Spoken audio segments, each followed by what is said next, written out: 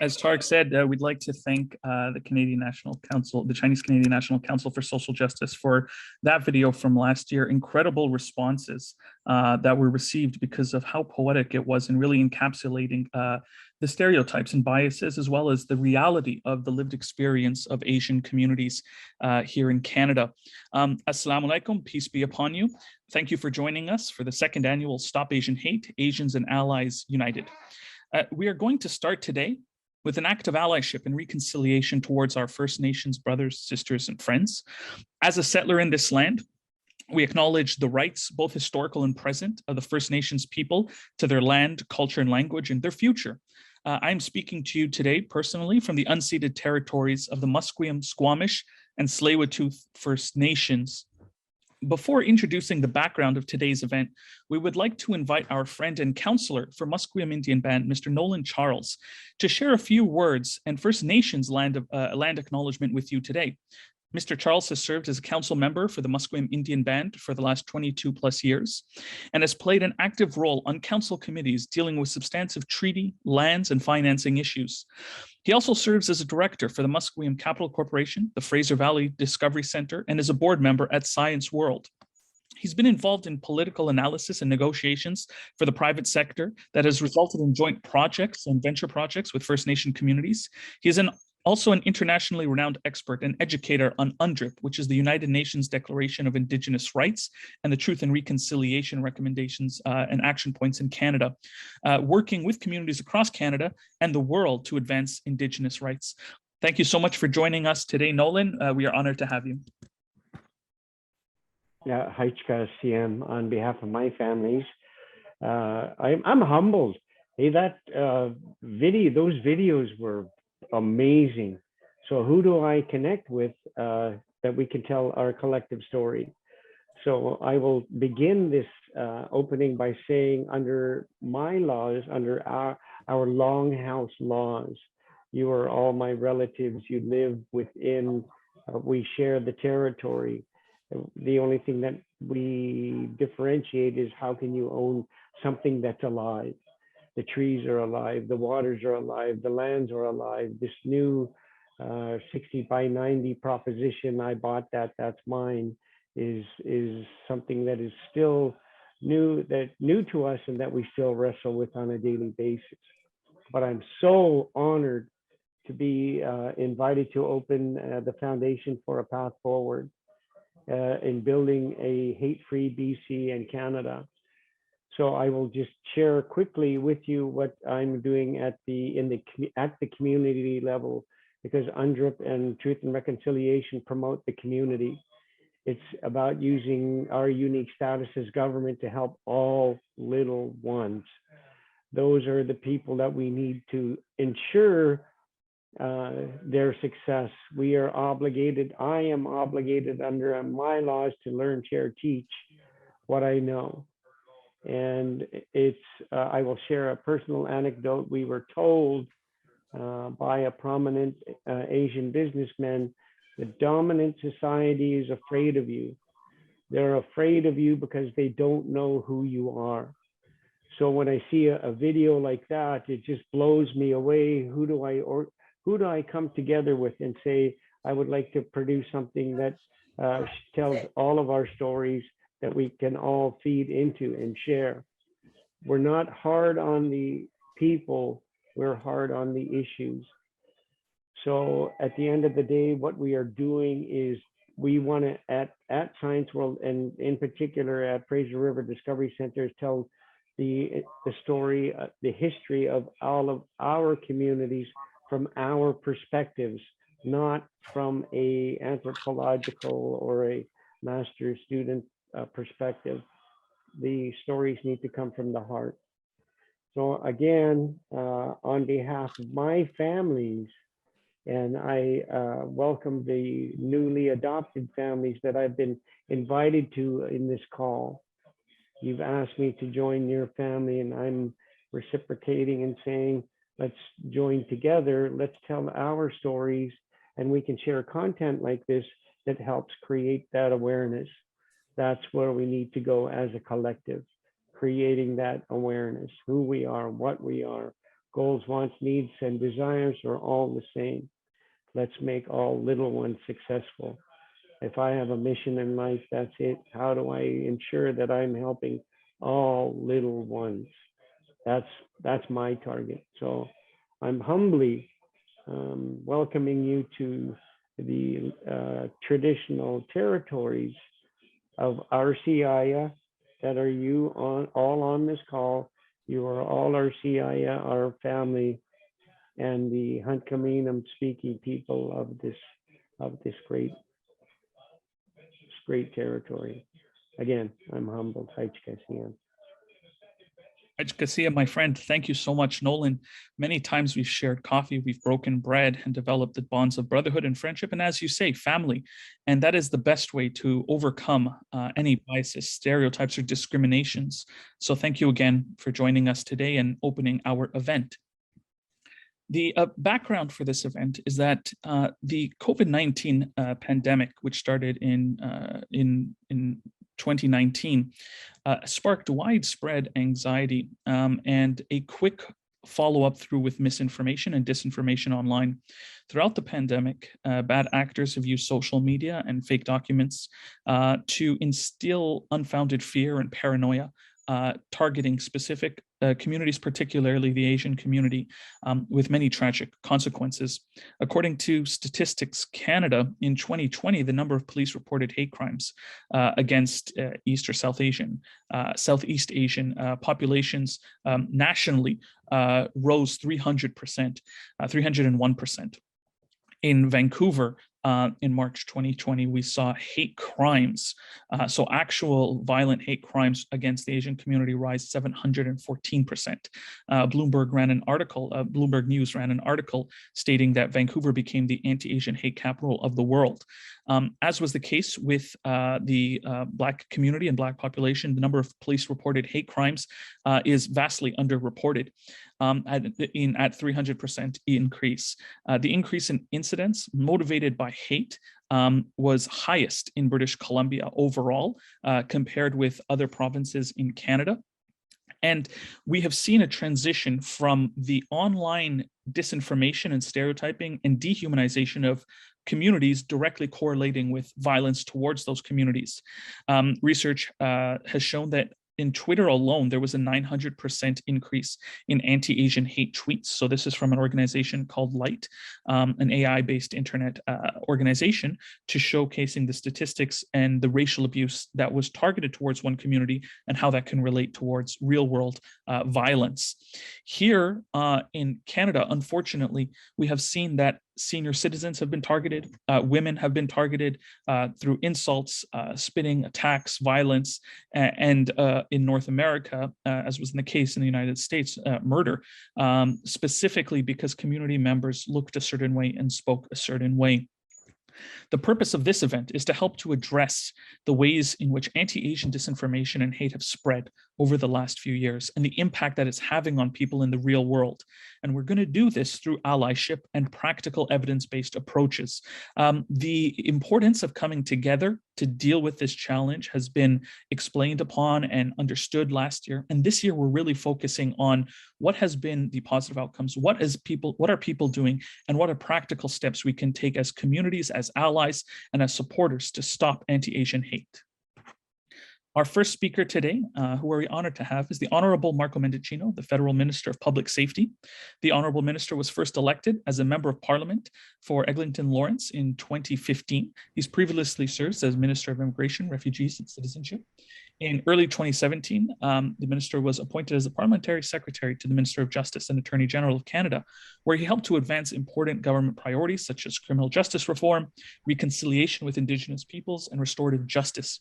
He has been Minister of Public Safety since October 26, 2021, and is responsible for exercising leadership at the national level on issues related to public safety.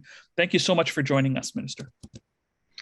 Well, thank you very much, Yusuf. Bon après-midi tout le monde. I'm joining you today from Moncton, New Brunswick, and also want to acknowledge that I'm speaking to you virtually from the traditional territory of the Mi'kmaq. And just a few important acknowledgements up front. First to you, to Yusuf, and to Tarek, and to all of the organizers for hosting and facilitating this important conversation. Also to Elder Nolan for your inspiring words and reflection on the important work that we must do together on reconciliation. To my colleagues and my friends, I know that I believe Talib is on the line.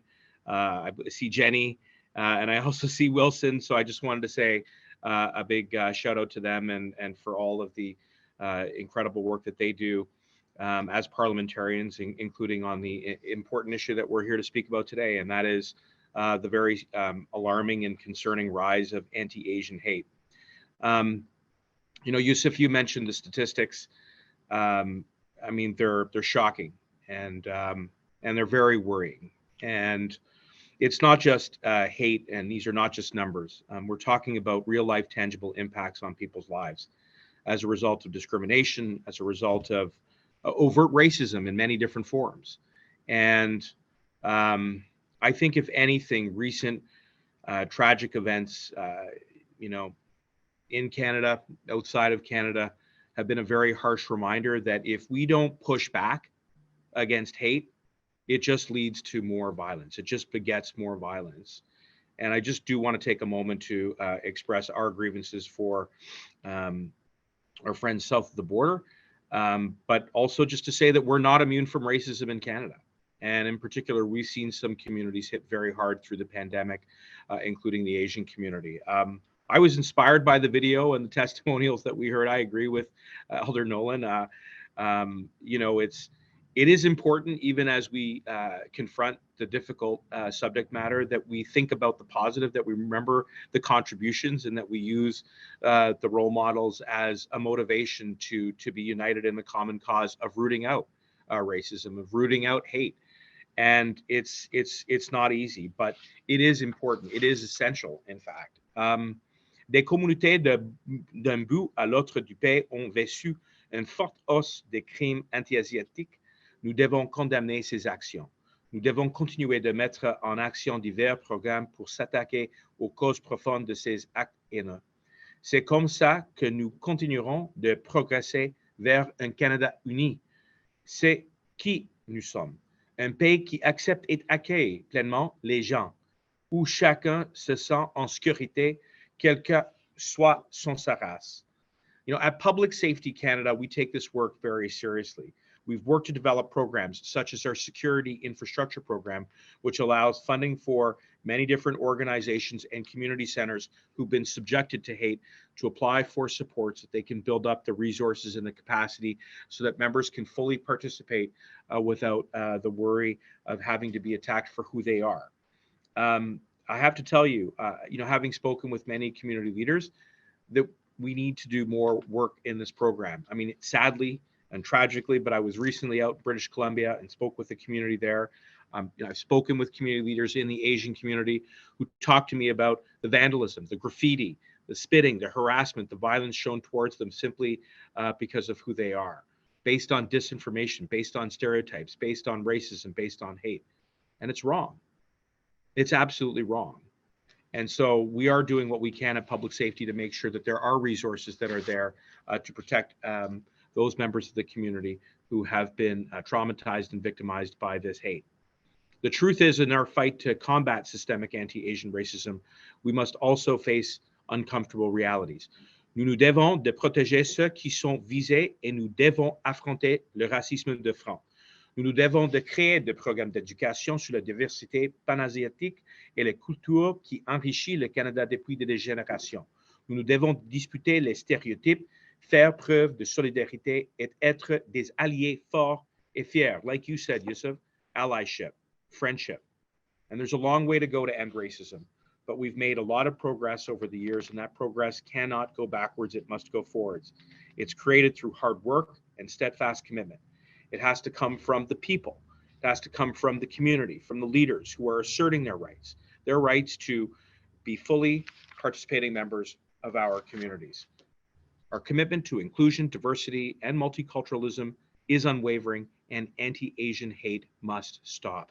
We cannot condemn it harshly enough. Thank you again for inviting me to speak. I'm grateful for all of the work that you are doing and look forward to doing more of it together. Merci beaucoup. Miigwech. Thank you, Minister. It's incredibly inspirational to see leadership at the national level standing up against such heinous activities against our fellow citizens, our friends, our brothers, and our sisters. There is a whole of government effort that is needed in order to address both this and the other social ills that are facing our communities.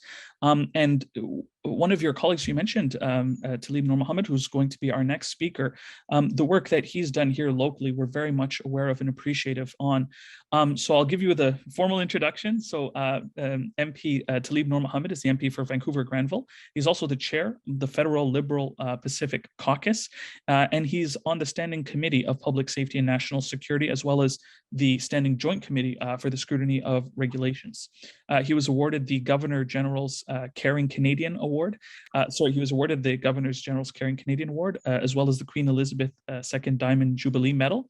And he has a wide range of expertise and backgrounds. His master's degree was international education policy from Harvard, and he attended Oxford University for his doctoral studies. He also has the unique distinction of being the first elected Muslim MP from British Columbia. Thank you for joining us, Talib. Thank you very much, Yusuf, and it's a pleasure to be here. It's always tough to follow the minister. He's a great speaker and always has such important things to share with us. But I am very privileged and very grateful to live and work and play on the traditional unceded territory of the Musqueam, the Squamish, and the Tsleil-Waututh, the Coast Salish First Peoples, particularly in conversations like this, when when we have such words of wisdom from Councillor, these are thoughts that really resonate with us. And just yesterday, I was with Chief Wayne, and we were talking a lot about the challenges that we're all facing. And one of the things that we really talked about was this idea that hate and discrimination and the way in which we deal with one another has become such a common and unfortunate reality that we need to really take on. And so I want to thank Foundation for a Path Forward for bringing us together. Having these conversations about the rise of anti-Asian hate in our communities, cities, and the country as a whole is really important. And we need to come together, not just at the community level, but at the national level in Parliament. And, I would be remiss not to mention that May marks Asian Heritage Month. And this is supposed to be an opportunity to reflect on the culture, the contributions of the Asian community. But what we're actually having to do is spend time on the realities of anti-Asian hate crimes, of hate-filled incidents against Asian communities since the COVID-19 pandemic. Nous connaissons que la haine n'a pas sa place au Canada ni dans nos collectivités, mais c'est une réalité vécue par trop des Canadiens. Alors que nous poursuivons nos efforts pour condamner et combattre la discrimination raciale sous toutes ses formes, nous devons le faire d'une manière qui ne laisse personne de côté. Bien trop souvent, nous pensons que la haine arrive quelque part à quelqu'un d'autre. Pourtant, il nous incombe à tous de nous tenir aux côtés des communautés touchées, car la haine contre l'un est la haine contre tous. We all experience hate in different ways, and we think that it's only us, but the reality is if we come together to find solutions, we will be able to overcome hate. We're all hearing from our constituents who fear for their safety each and every day. It's unacceptable. You hear students harassed coming home from school, aunties trying to do groceries, healthcare workers being told they are responsible for COVID-19, and of course, frustration about graffiti and indeed real fear of violence targeted towards the Asian community. And these reflect a horrific rise in anti-Asian hate in Canada. And it is shocking, but it is unfortunately a reality we are seeing that we have to take on. Recently I hosted a roundtable with the Minister of Housing and Diversity Inclusion, and we had a broad range of community organizations, all of whom expressed their concerns about the rise of discrimination in our society. And as it was said earlier, it's not surprising that last year Vancouver has the dubious distinction of being named the anti-Asian hate crime capital of North America, with a 717% spike in hate crimes. So we know that a contributing factor to the horrific rise of hate crimes is the rapid spread of misinformation, disinformation on social media. And this is something that we're seeing, and we have to take this on not just now through the pandemic, but beyond, because we have to, if we want to get ahead of this, address the harms of misinformation, and disinformation is going to be key to making our community safer and more inclusive. Now, I see that my neighbor, Jenny Kwan, is here, and Jenny and I don't often agree on a lot of things. But what I am confident we agree on is that she and I and others in the House of Commons right now are fighting an insidious and I would argue very dangerous culture war with discussions of replacement theory, of Anglo-Saxon words, the idea that facts don't matter, that science has to go out the window, and that the best way to get ahead is not to strengthen one another, but to tear down one another and indeed our institutions. And if we don't take this on, our pluralistic, diverse country that, yes, needs work, but it starts to come unraveled, because at its fundamental core is this idea that we can be better if we're together. And so, as I've said before, when I've spoken to this organization, Yusuf, our path forward is through dialogue, education, and partnership. We have to start to see across our differences and actually figure out how we deal with shared challenges that communities are seeing.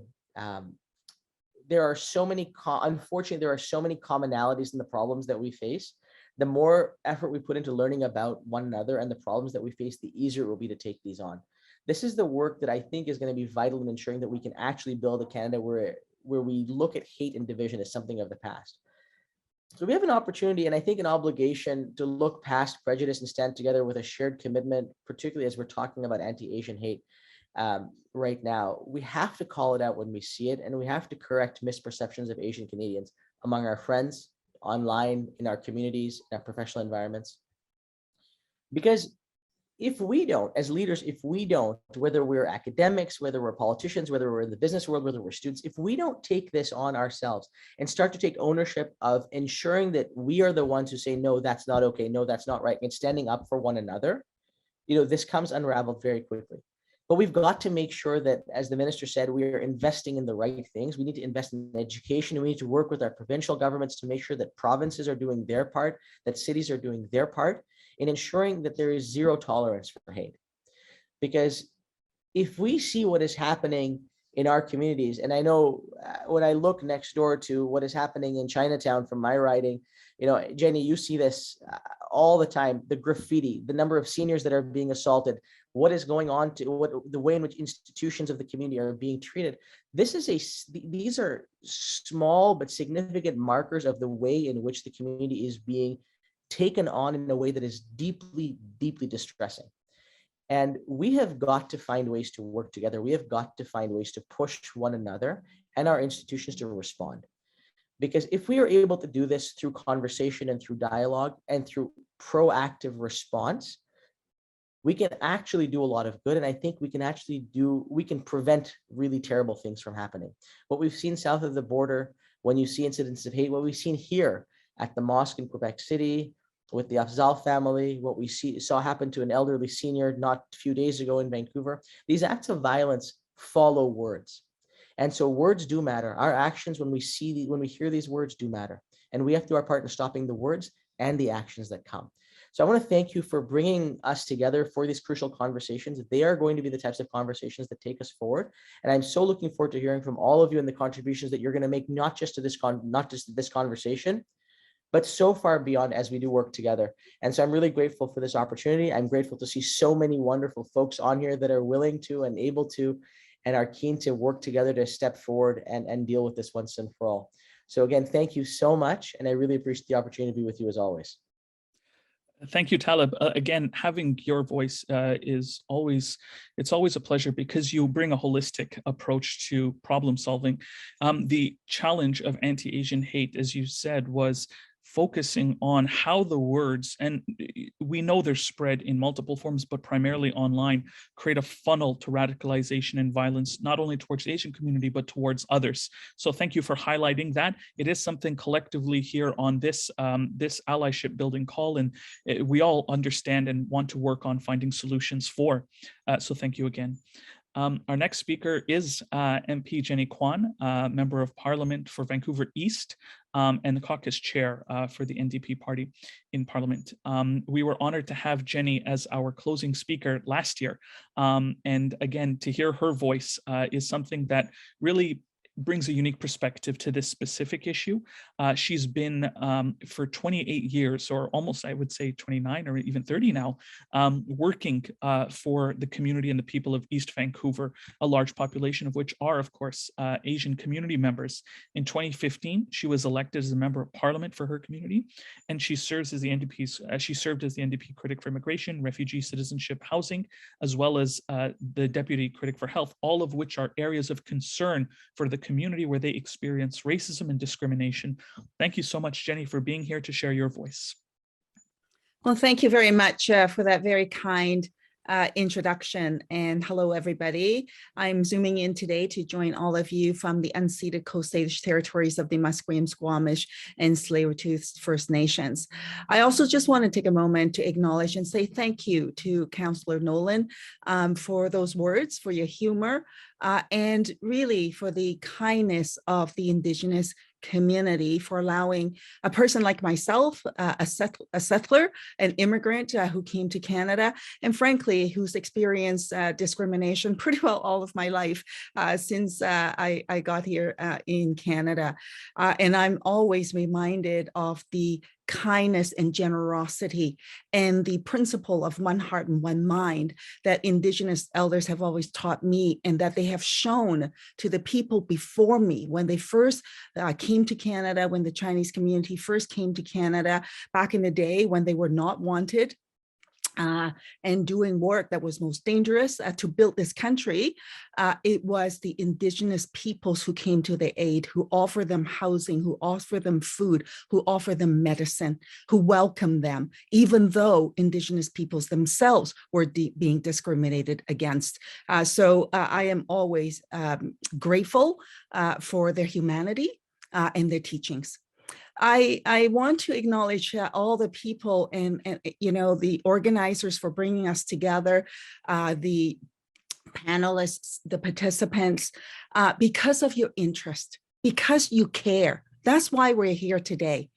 And when we talk about anti-Asian hate, you know, it gives us the idea, though, that maybe it's COVID that it has really come about. But the truth is, it wasn't just COVID. Anti-Asian hate existed prior to COVID, and it was escalated during the COVID period. There's no question about that. And it skyrocketed and became even more apparent. I would even argue, though, that hate and discrimination and racism really came about after, in a unchecked kind of way, unleashed in a very ugly way for, for some time, was when we saw the change in the political landscape south of the border. When we saw the Trump administration came into office, people really felt like as though they have the right to be overtly racist and right to your face in that, with that kind of aggression. I experienced it right off the top, where people told me to go back to my country, right to my face. You know, prior to that, it was often hidden. And you know, as we've been talking about, in a much more subtle way, and right now with social media, through social media, where there's basically zero accountability. People think that they can unleash hate without any personal accountability at all. And it is happening all the time in all the medium. It was talked about, the spread of misinformation, disinformation, most certainly that's escalating it, is heightening it. And you know, for me, part of the issue that I think we need to tackle is this: why is there such angst amongst people? And for the political parties and personalities that are utilizing perhaps people's struggles to escalate hate, you know, they have to be called out as well. And I think that we as elected officials need to look at underneath all of that, where the challenges are for people's lives, and to try and tackle it. And so that we can de-escalate these issues. It just breaks my heart when I think about what's going on, when I see what's going on in our community. Just this past weekend, we have a 87-year-old senior sitting at a bus stop waiting for the bus. And what happened? Someone came up to him, shouted racial slurs at him, and began to bear spray him. Just imagine that for 1 minute. An 87-year-old senior suffered that level of violence. Our beloved Chinatown is under attack, under siege. The Chinese Cultural Center, the Dr. Sun Yat-sen Gardens are defaced with hate messages, with graffiti, and this is ongoing. It hasn't gotten better, I'm sorry to say, since the last forum. And what we need for the government to do is to put a special focus on anti-Asian hate. We need to actually tackle this and call it out by name. It is not just one group or another group, but we need to tackle each of these groups very specifically.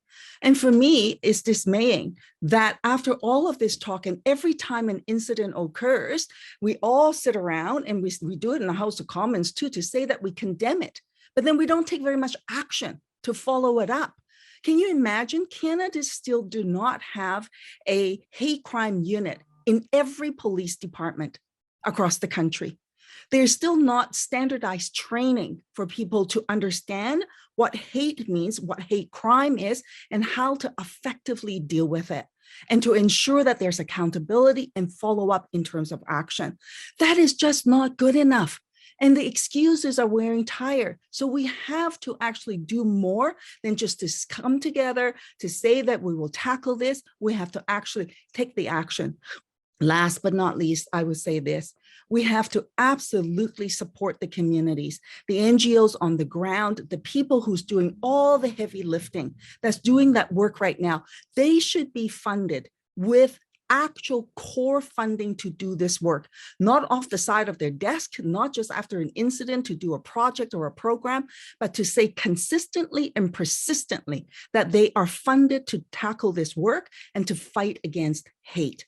And in this instance, I have to say, with the rise in anti-Asian hate, the focus has to be clear and we have to tackle it.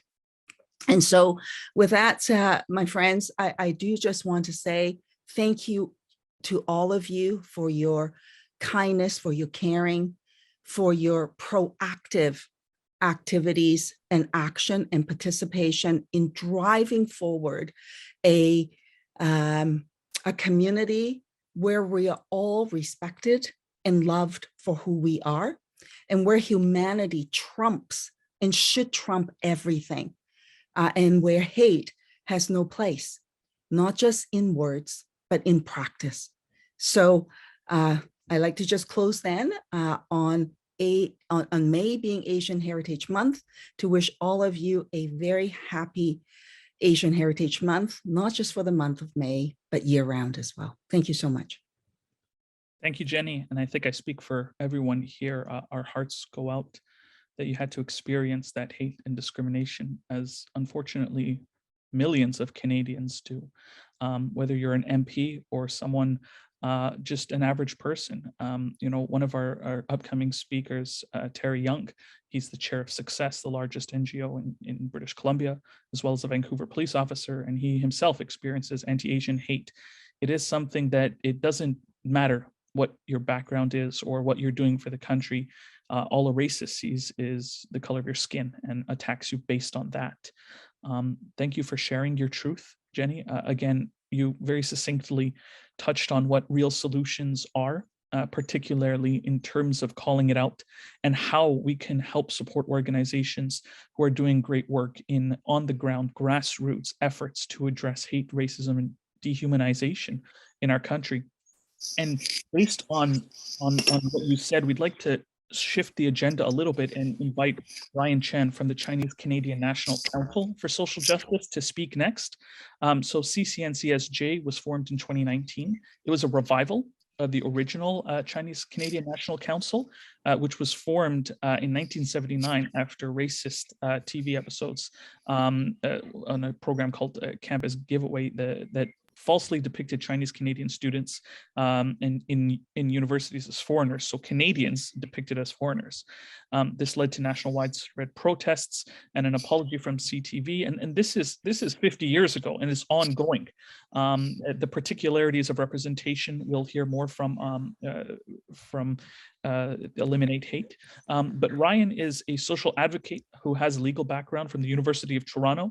He's committed to this work of affecting social change, and he also serves on the board of directors at the Federation of Asian Canadian Lawyers, and acts as a consultant for many organizations, particularly on how to overcome racial discrimination and hatred. So Ryan, thank you so much for being with us today, all the way from Toronto, so appreciate it. Thank you so much for having me, and I do apologize for asking for the switch, and I do apologize if this is not as polished as I would like, because I am switching things around, because I wanted to take a moment to address Tlaib, Jenny, and the Minister Mendicino, because I think that at this point we need to talk more about action and concrete steps. You know, at this point, I think that awareness towards anti-Asian hate is at an all-time high. We got a huge amount of positive responses from the videos, for example, that we produced that you saw at the beginning of the session.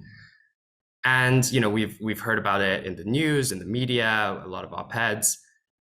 But despite all of that, we see that anti-Asian hate is still on the rise. In 2021, the statistics indicate that we're actually up 50%. Toronto Police suggests it's 22%. And all in all, we understand that hate crimes remain to be severely underreported. So at this point, we have to talk about next steps. And really, the only concrete thing that is on the table at the moment is the issue of online hate, in terms of tackling it at its core. You know, we can talk about hate crimes and Toronto and police all we want, but at the end of the day, these are just addressing symptoms of a much deeper problem. So when it comes to online hate, we've heard a lot of things. We've heard about how we have to address it, how there's a lot of misinformation. Jenny, who is a personal hero of mine, mentioned that you asked why is there so much angst? Why is there so many problems online?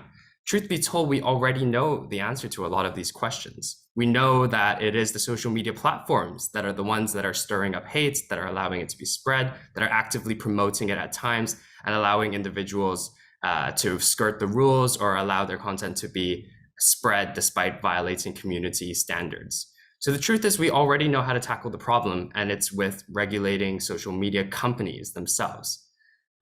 And so the problem with this is that we have all these bills, we have all these conversations, and they keep dying at the table.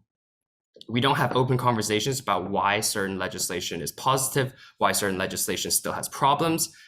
And the truth is because the conversations are closed. They are not open to the public. They are in back rooms. They are not followed up on. Then they become reports that sit on a table that is never read again. I myself have been on a lot of these conversations. And truth be told, I haven't been doing issues of race and racism. I haven't been in this field for very long. In fact, I graduated law school less than a year ago. But I've been doing these consultations for 3 years now, and naive as it may be, I thought that something would have been done by now, because we had concrete steps, concrete legislation that was ready to go for months, if not years. And last minute changes, such as adding sweeping police powers, this I'd like to speak, at some point address it. And I hope, Minister Mendicino at some point gets to hear this. But, sweeping police powers, idea of like terrorism language being thrown into bills.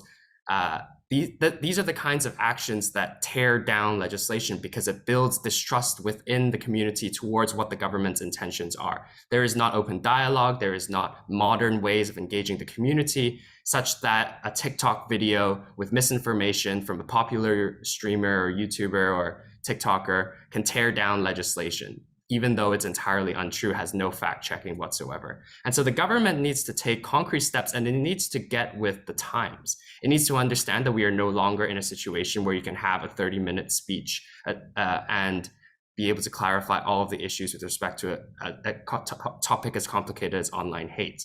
We have to be able to actually sit at the table to have open conversations, and people need to be accountable to what they say. We cannot just have sweeping statements about free speech, generally without any specifics. We cannot say that social media companies are trying their hardest. There is no way to combat online hate without any real statistics, without real evidence that they are actually trying to do something. And so that, ultimately falls to the job of the politicians to keep us all honest, to keep us all accountable, because we cannot continue to have all of these conversations without actually understanding where they're going, what concrete steps will happen if we continue to have these talks. That's kind of a bit of a tangent to what I planned on speaking about, but I do want to leave it at that, because I think that the time for discussions about what, raising awareness, about policing, these are conversations that we have to have for later times, because we are already at a very crucial juncture. And if we continue to just talk about it and continue to just not have any concrete action, I fear that we're going to talk about this forever. And so I'll leave it there. Thank you. Thank you, Ryan. I can sense and share both the frustrations and hope that you have within you, because we have the same. A lot of the solutions have been analyzed to death. It's known what needs to happen from many different angles. And I think one of the good things is this event, everyone on here understands that, moving from just awareness to action. Even though awareness is still important, because believe it or not, there are still many people who don't even believe racism is real. Whether it's Islamophobia, anti-Semitism, anti-Asian hate, for a lot of folks, they still don't understand it. And many of the people who need to hear the most about it are those who are siloed from understanding. With the idea of next steps, with the idea of tangible actions, you're absolutely right. The government, as our representatives, they have a responsibility to fight for this and to fight for real positive change without making it overly complicated or unnecessarily burdensome. And many of the allies on this call today are committed to that. And it's our job as citizens to hold them accountable to that. So thank you very much, Ryan, for sharing that. Again, always a pleasure, because you have a perspective that many people might not have. You have, that youthful perspective. You have a legal perspective, and you have the perspective as a person who himself has faced racism and discrimination. Thank you again for joining us today, Ryan. Really appreciate it. Our next speaker is going to be talking on behalf of Project 1907. We'll give you a little bit of a background here. In 1907, an anti-immigration rally exploded into 3 days of violence and vandalism in Vancouver's Chinatown. This included banners labeling Canada as a white Canada, and it became known as the anti-Asian riots. And that kind of worked to change the course of a lot of our race relations here in the country. The riots led to discoveries of Chinese organizations, including cultural organizations that had aspects that were banned. This was one of the vehicles used to portray Chinese Canadians as a threat to Canada and to organize efforts of Oriental exclusion, most significantly impacting South Asian and East Asian communities.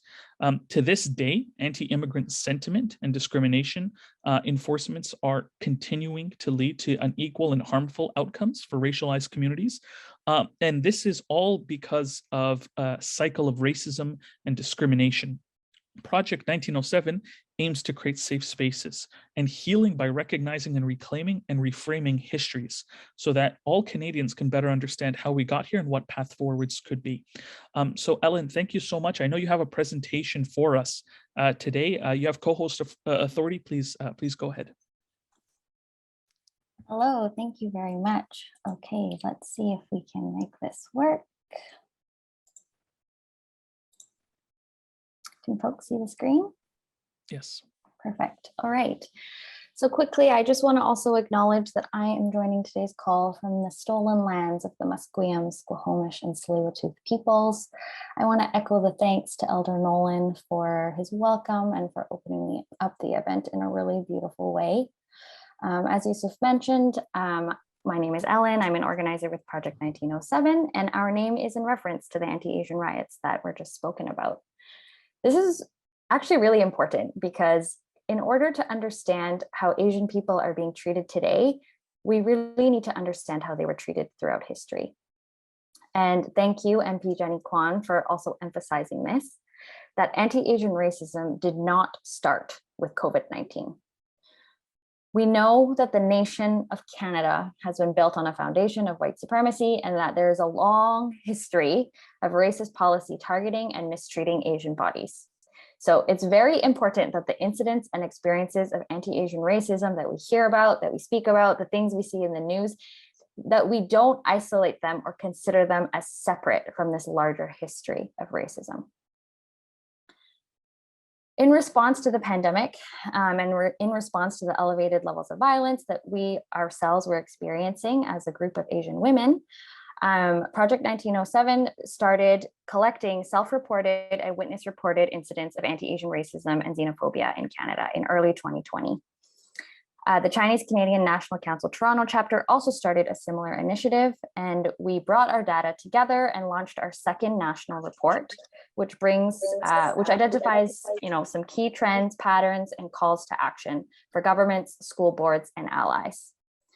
This was a very grassroots effort, community-led, in partnership with 6 other community organizations from across Canada, and it was fully funded through donations and crowdfunding.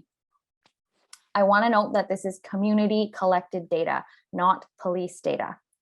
In fact, our data indicates that 71% of people who reported their incidents to us did not report their incidents to other institutions, including the police. So this is a different perspective, and I encourage you to all read and engage with the report. Once I'm finished speaking, I'll share the link in the chat to that. So I'm going to provide some highlights of what we learned in 2021. We received a total of 943 reports of anti-Asian racism. This represents a 47% increase in reports compared to 2020. We received reports from every province and territory across the country. Women are overrepresented and continue to submit the majority of incidents. This has been a trend that has been very consistent from the very beginning, and has also been observed by partner organizations doing similar work in other countries, including in the US and Australia. Reports by people of other marginalized gender identities and expressions also all increased. Only reports by men decreased. The intersection of racism and sexism creates a unique vulnerability to violence, and we really need to acknowledge this in our solutions. East Asians continue to report the highest number of incidents, but alarmingly, and also not surprisingly, the number of reports by Southeast Asian and South Asian community members has increased significantly. We know that many of us are working under exploitative labor conditions, and we are systemically overrepresented in precarious, low-wage frontline roles. So we have already been working under dangerous conditions and have now been disproportionately impacted by the negative impacts of racism and the COVID-19 pandemic. Reports of incidents occurring online increased by 132% compared to 2020. And I know we're going to hear from Moonshot a little bit later, but they also tracked a significant increase in hate speech across both fringe and more widely accessed social media platforms directed at Asian American and Pacific Islander communities, both in the US and Canada. Most incidents continue to occur in public spaces, which is also very alarming. So 48% came from that. And also very scary, reports by children and adolescents have increased by 286%. So this is an issue that is not impacting just us in present day, but is rolling over to our children, adolescents, and youth. And we really need to seriously think about the impacts on that generation and what that means for the years ahead.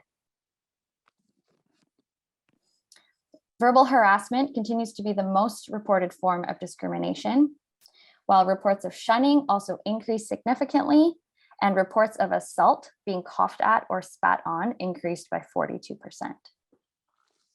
Something new this year is data on perpetrators and offenders, which is subjective and based on the interpretations of the individuals completing the reporting forms. So nearly 75% of submissions reported the offenders or perpetrators as men and white. We need to be mindful about the ways we speak about this, but it's also important that this information, while imprecise, does not substantiate the common claim and harmful rhetoric that Black people are the primary offenders of anti-Asian violence. So we need to ensure that we do not perpetrate anti-Blackness in our advocacy.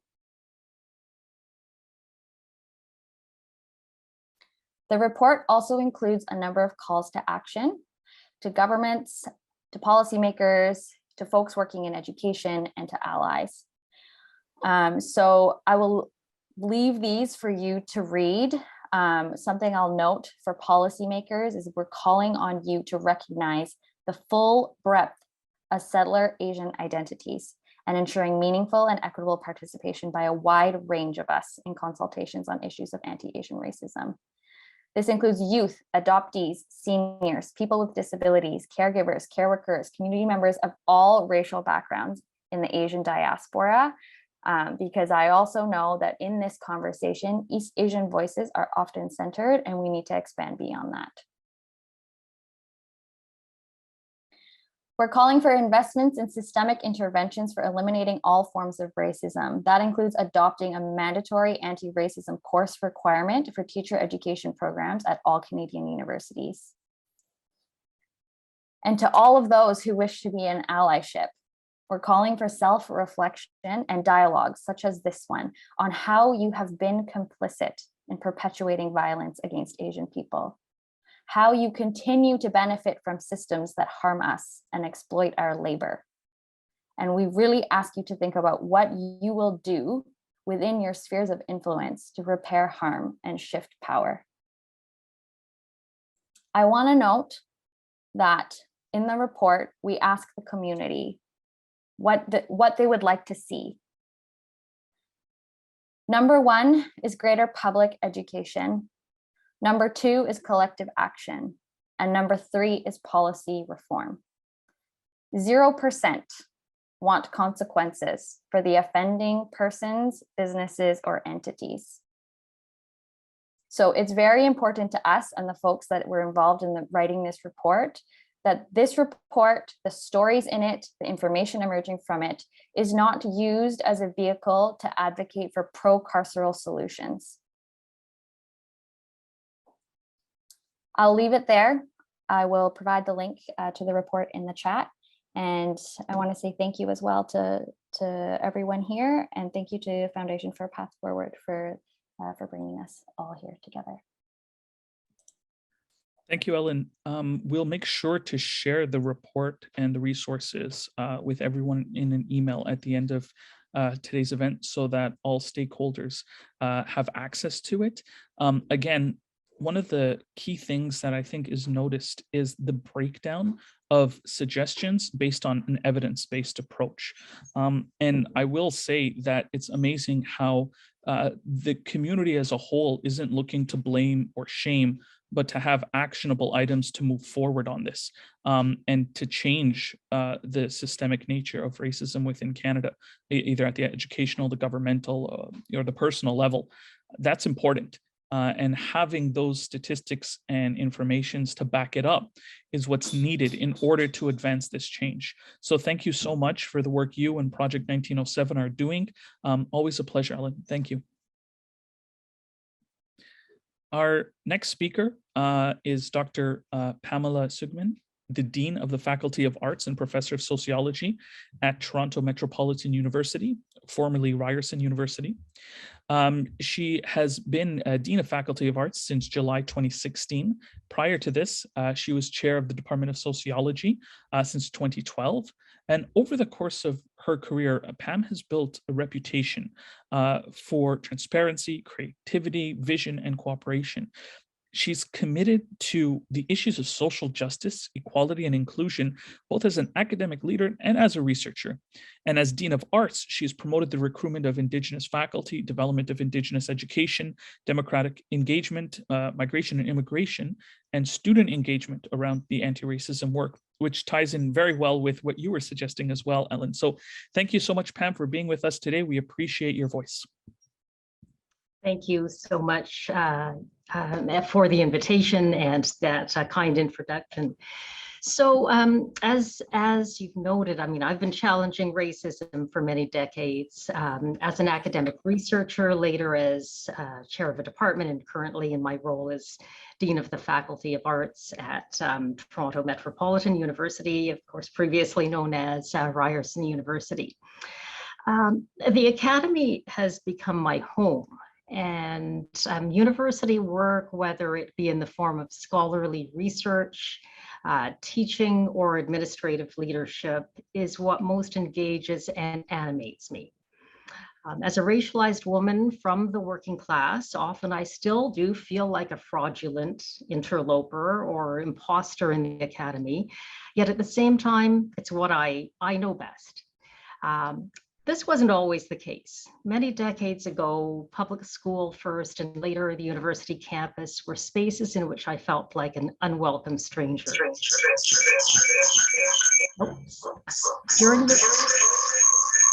Not sure if that's it.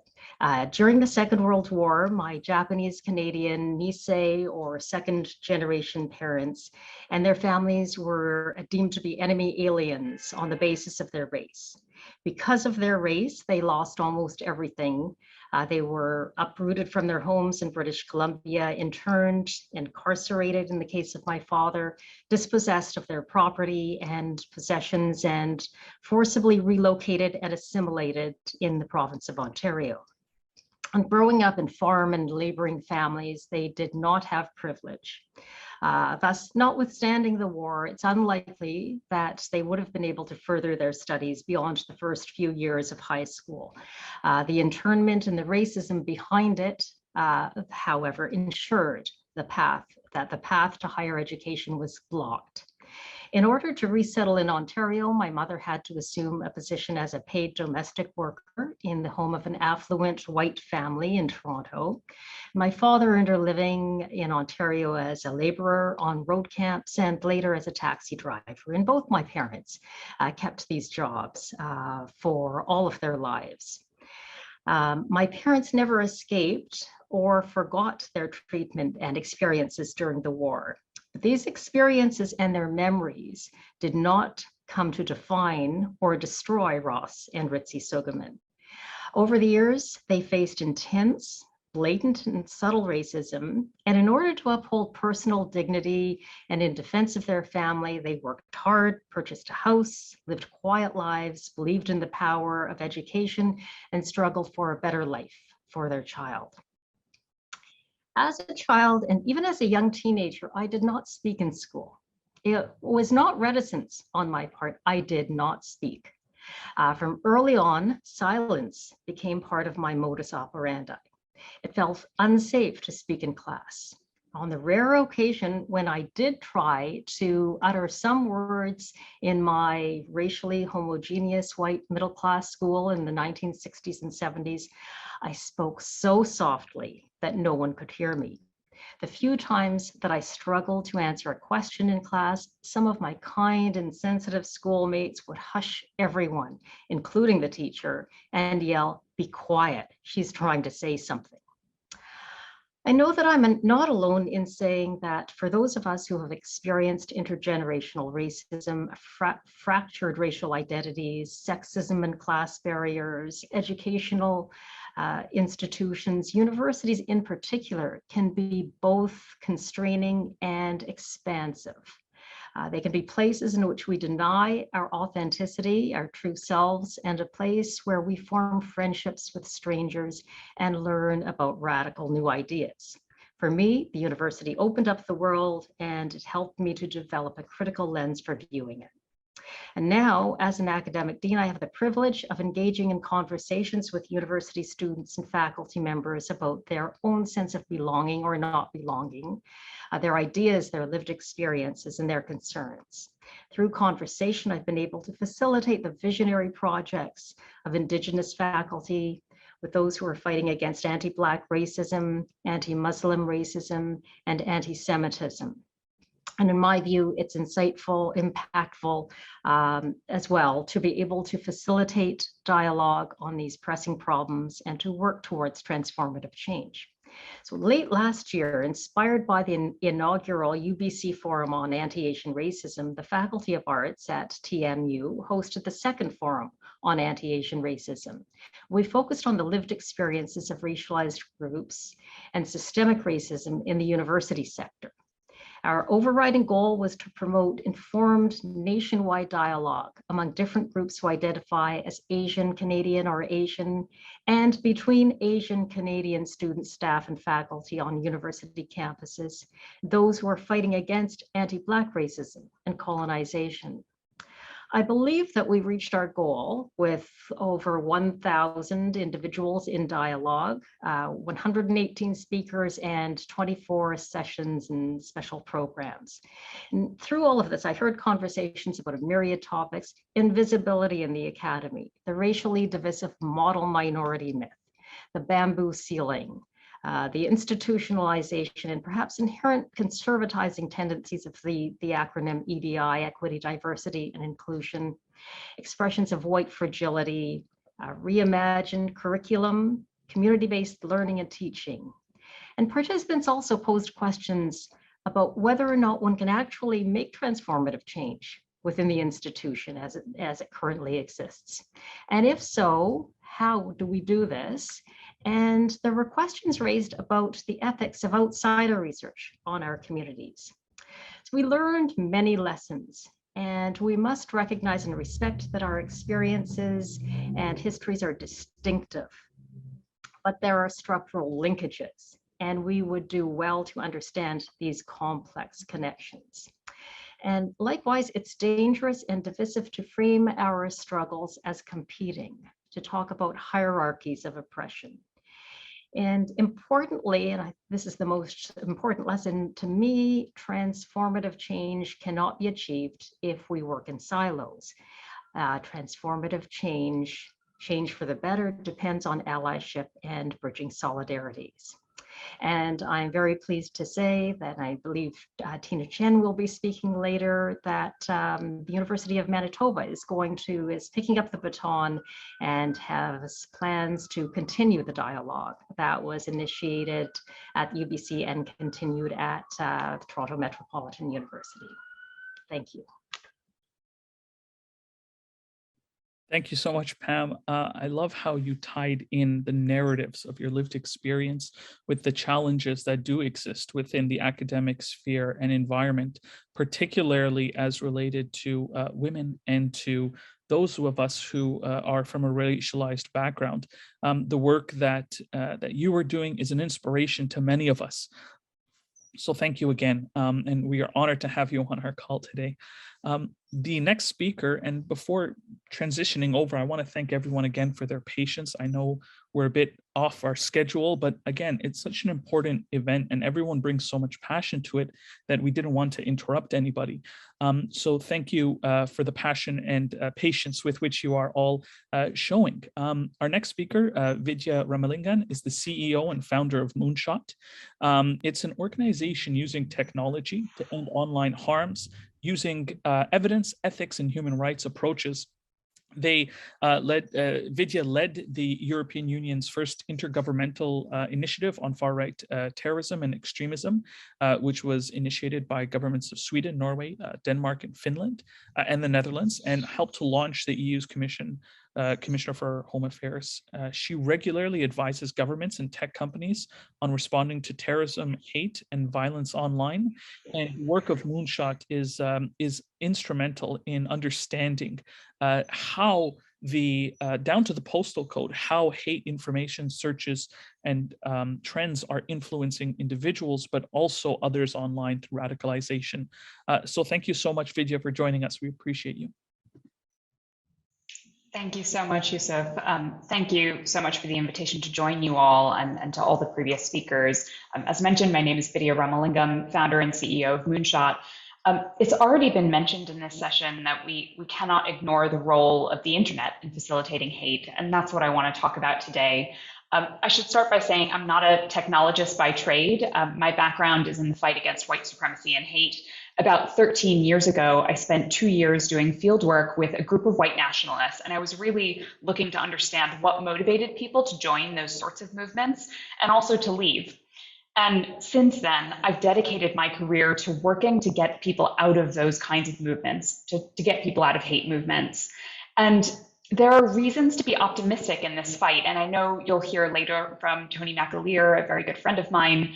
We need to only look at Tony's story and other stories like his to be encouraged about what's possible in this fight.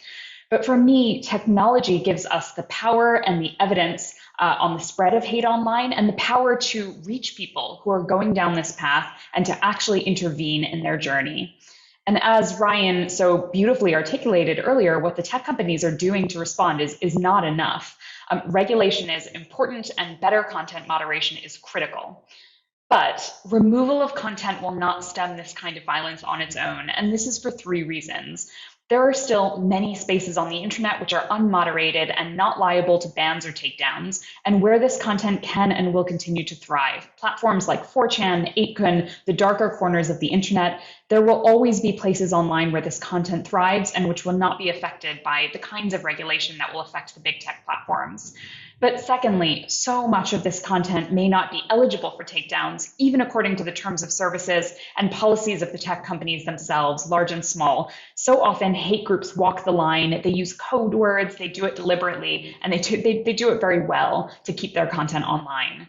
And the third reason why content moderation is not enough on its own is when content is removed, yes, the post or the account is deleted, and that absolutely contributes to a safer internet online, but the individual who posted that comment still exists in the world around us. They're not deleted, and they may either continue to repost online, move to another platform, or may be deeply vulnerable and might pose a threat to the community around them in an offline setting.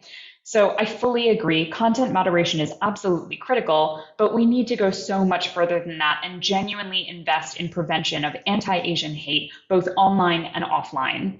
So I want to talk a little bit about some of the data underpinning the work we do to prevent hate online. Going back to 2019, Moonshot started studying Canadian engagement with hate content on search engines in February of 2019, so pre-pandemic. In a little over a year, we tracked over 170,000 individual searches for violent extremist and hate content online across Canada. There were searches specifically for white supremacist content in every province and territory in Canada. And as Canadians spent more time online, as all of us spent more time online as a result of the COVID-19 pandemic and lockdowns, engagement only increased. We saw searches for far-right hate content increase 19% weekly during lockdown measures in Canada. In Ottawa, we tracked a 35% increase in attempts to access hate content on search engines after Ontario's state of emergency was declared. And we've seen greater engagement with conspiracy theories in the last several years. So over the span of a year, we tracked over 25,000 searches across Canada for white supremacist conspiracy theories such as the Great Replacement, white genocide, and other theories. We've seen a really worrying escalation in hate against all communities across Canada and North America more broadly. But I want to stand up here and hold myself accountable. In the study of violent extremism and hate online, data specifically on the spread of anti-Asian hate has been vastly undercollected and underanalyzed. And when Yusuf invited me to participate in this event today, I actually initially turned him down and said, I don't have enough data to share specifically on anti-Asian hate online in Canada. We're starting to collect that, but I don't feel like I have robust enough data, not compared to the other forms of hate that we've monitored and worked on over the years. And Yusuf encouraged me to join you all and to speak about this, even the undercollection issue. And I'm so glad I joined you, especially given the importance of this subject. We cannot rely on victims and survivors to report in order to fully know the scale of this kind of hate online. And we are only at the start of a journey to paint a full picture on the scale and spread of anti-Asian hate in a country like Canada. All of that said, in our initial assessments, we know we need to be worried. we've tracked several core narratives that are often employed by hate groups and hate actors, specifically against Asian communities online. So I'm going to run through some of these key narratives that we're tracking and monitoring and that we're seeing escalations in. It's already been mentioned that COVID-19 did not start anti-Asian hate, that anti-Asian hate predated the pandemic, but the pandemic accelerated it drastically. So from our work south of the border in the US, as quickly as April 2020 at the start of the pandemic, we tracked a 300% increase in the use of hashtags that encouraged or incited violence against Asian communities. And anti-Asian conspiracy theories dominated conspiracy theory discourse across social media platforms in North America in 2020. Other narratives we've tracked online include sexual violence against Asian women in particular, attempts to rationalize or justify violence against the Asian community following violent attacks, and creating and exploiting supposed tensions between minority groups and with other minority groups. So in particular, framing Asian and other minority communities as oppositional to each other.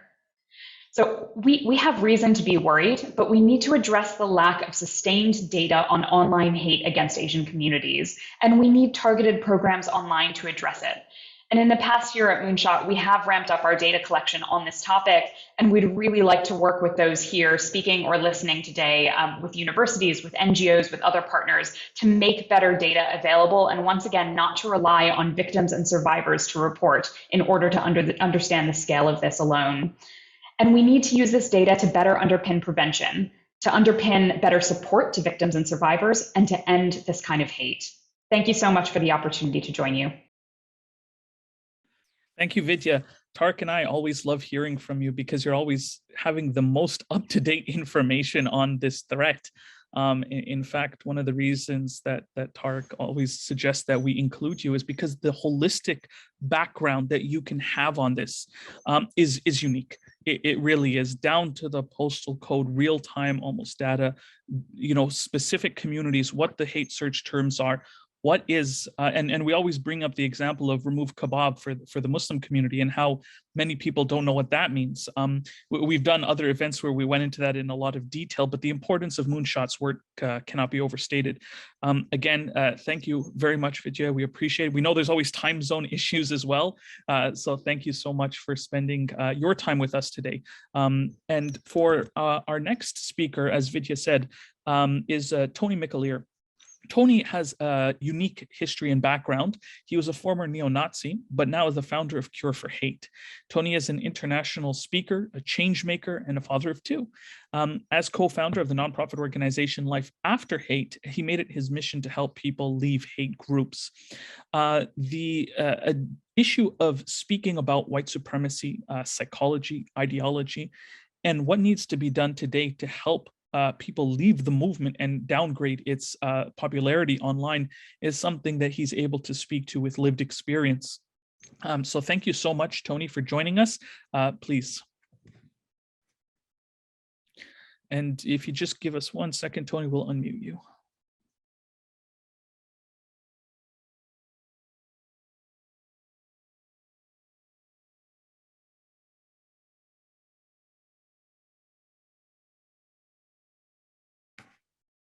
Thank you, Yusuf, for the kind words. I just want to acknowledge that I'm coming to you today from the unceded territories of the Squamish, Musqueam, and Tsleil-Waututh people, Indigenous people on the West Coast. And on this topic of anti-Asian attacks, I must say, as a former leader of organized racist group, I'm actually shocked at the level of violence going on.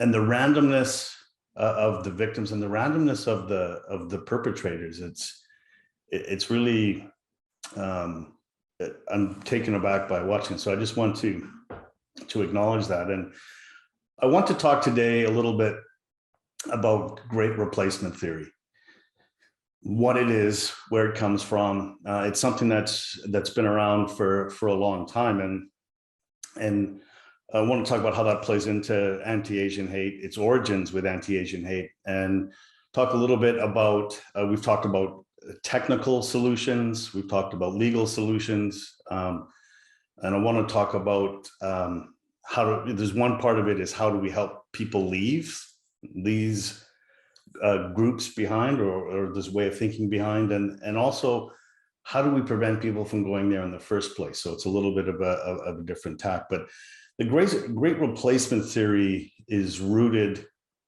ultimately in the fear of loss of power for white people, and it became very popular with the 2000 census in the United States, where they predicted for the very first time 2050, I think it was going to be the time that whites would no longer be a majority in the United States.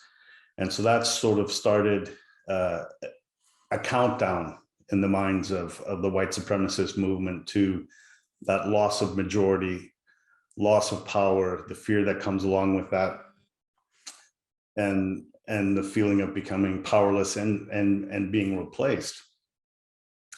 In Buffalo, it was the motivating ideology behind the man that killed those 10 people in that grocery store. But we have to understand that this ideology, this conspiracy theory, because what the Great Replacement theory in effect says is that there is a Jewish cabal or a cabal of elites that are deliberately manipulating the political system, manipulating immigration, manipulating all these things in order to hasten the decline of the white race and the lowering of birth rates, to remove them from the majority position, and it's being engineered. That is the conspiracy theory of what the replacement theory, the Great Replacement theory is. And there's some nuances to that, because one aspect to the effectiveness of that theory is it's got a very simple answer to some very complex problems, and it's used by people to manipulate vulnerable people. And the challenge is there are people in this society, and as a society, as we go through a time of great change, there are people that are going to feel replaced. There are people that are going to feel like they are being replaced. That doesn't mean that it validates the Great Replacement theory in any way. The Great Replacement theory is a conspiracy theory to validate those people's sense of being replaced. But it's a natural feeling. And I'll use this sort of ridiculous example. I'm sure that the horse and buggy makers felt they were being replaced by the auto manufacturers.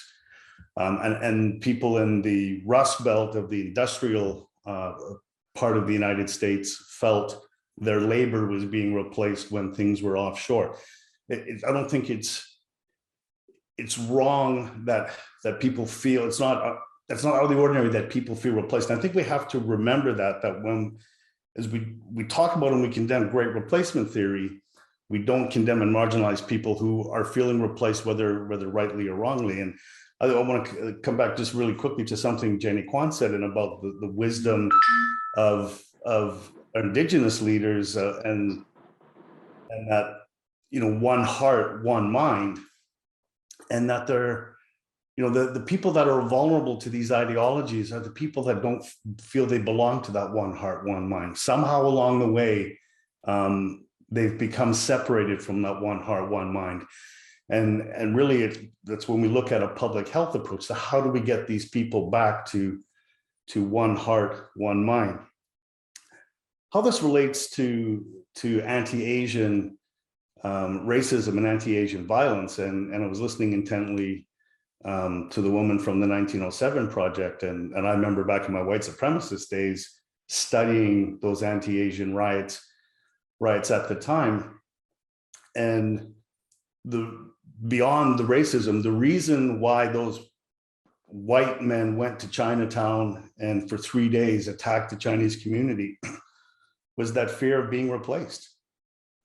That replacement theory was at the heart of those riots, as they felt threatened by the influx of Chinese labor, which the corporations were exploiting as they built the railroads and built other things. So this replacement theory has been around for a very, very long time. And so I think we need to look at at how do we get people that are starting to feel alienated, that are starting to feel replaced, and bring them back to as Jenny Kwan talked about, one heart, one mind. And I remember, reading intently about the events in Buffalo, because this is not an American problem. It's a Canadian problem. It's a global problem. If we talk about Anders Breivik killing 76 people in Norway, if we talk about Christchurch, and yes, it's happened here in Canada with the vehicular homicide in London of the family, or the murder of the 6 people in the mosque, and attacks all over, that are all rooted in this great replacement theory as the conspiracy to explain and direct the angst of people feeling replaced. And often these people they're loners, and people talk about lone wolf. Yes, their actions are lone wolf, but they always belong to a community, and those communities exist online, where they find people, and politicians will often exploit that feeling of feeling replaced, of being fearful of change in order to gain political power. And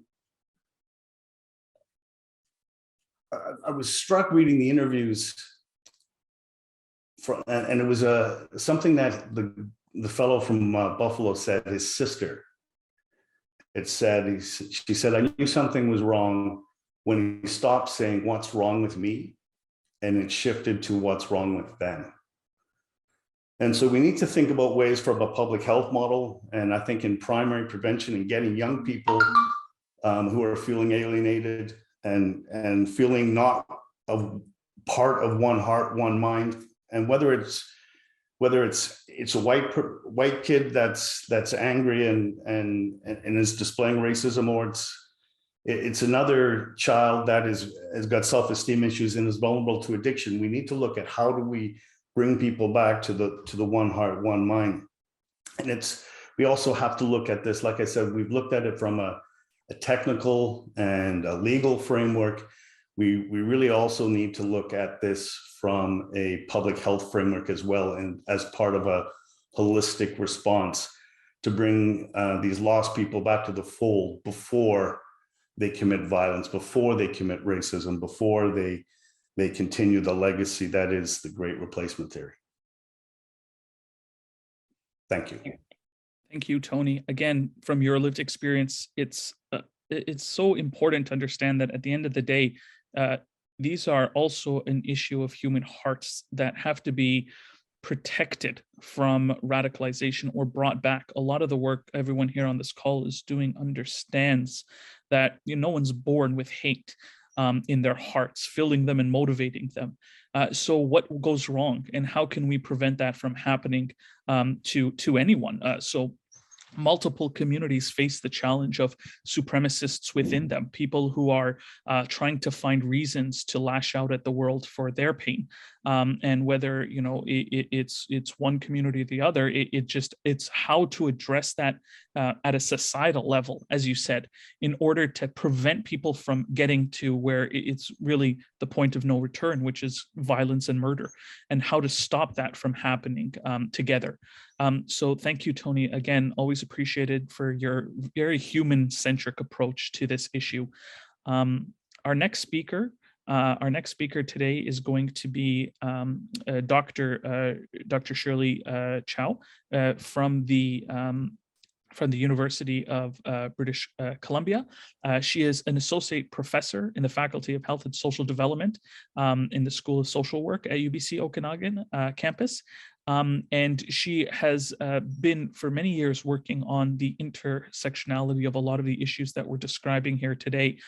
Central to her teaching approach is that anti-racism and anti-oppression lenses, particularly for clinical and social practices, are important at the organizational and the individual level, especially in terms of accountability. She's also done a lot of work in response to the recognition of the Commission on Truth and Reconciliation, and how that particular issue affects much of the oppression and challenges that we see here in Canada. So Dr. Chow, thank you so much for joining us. We appreciate you. So you're on mute. I think, did you get a prompt? Just one sec. Thank you so much. I feel excited and to be with such a great group of people. And I want to begin with acknowledging that I'm joining everyone here from the traditional ancestral and unceded territory of the Syilx Okanagan Nation.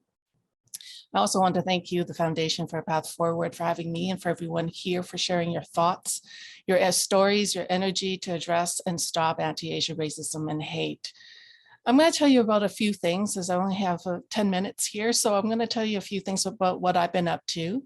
I'm an immigrant child, grew up in Vancouver, BC, and then I went away to Toronto to study, do my master and my PhD in social work. And during that time, I did not know at that time that I didn't know very much about my understanding of race or history in Canada in terms of race.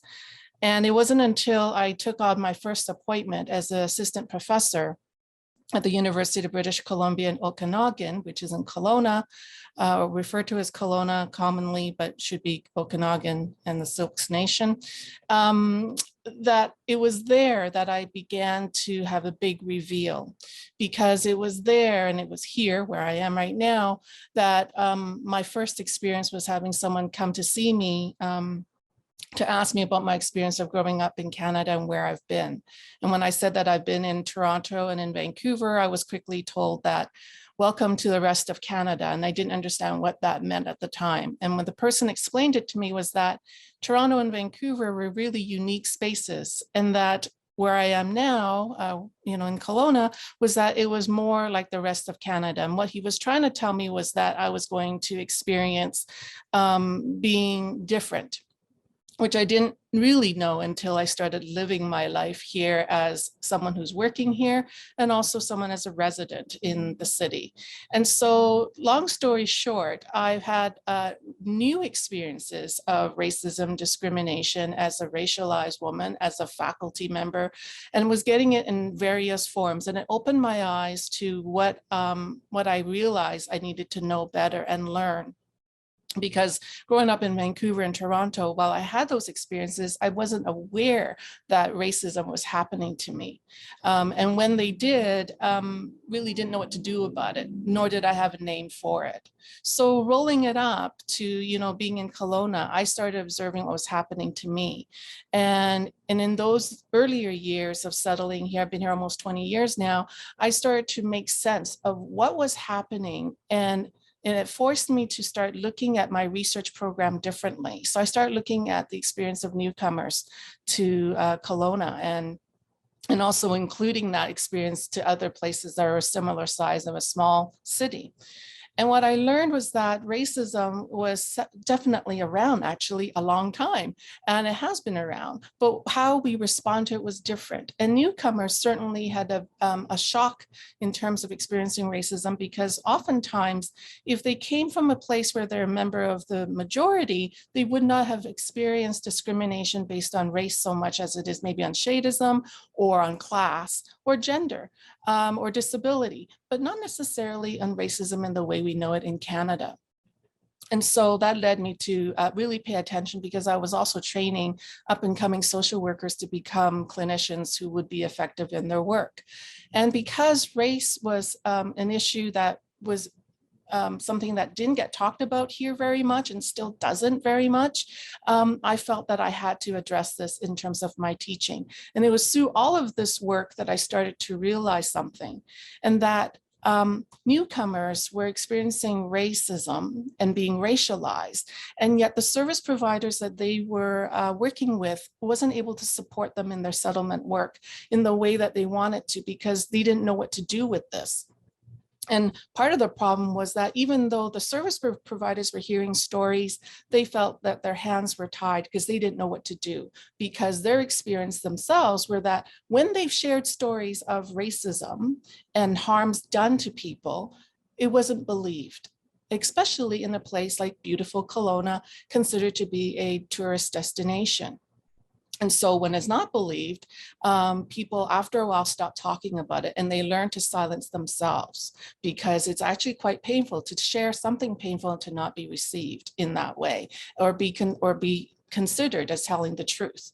And so that led to my work with some of the service providers to develop a tool for them to learn how to ask these things in a way that was in a systematic manner, so that we could start collecting information. Because when the local police and other systems who are in the position to help was not making it easy for people to actually move forward to get help, actual help, to actually stop the racism and to get some healing and to have restoration of wellness.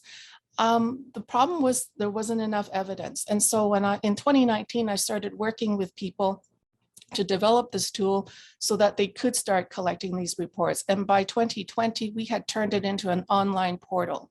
Lo and behold, at that time, we didn't know that the pandemic was coming. And so when it did, we started seeing reports of racism.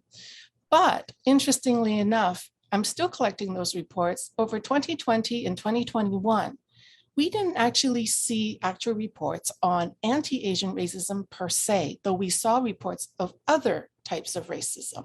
So I started wondering why that was the case and started asking questions as to what is happening here. And I started to learn that among the Chinese or Asian community, not necessarily Chinese, but Asian community, there was an idea that they didn't want to talk about it because they felt that it would be shameful to talk about it, that it was their fault for having that. And so we're familiar with that.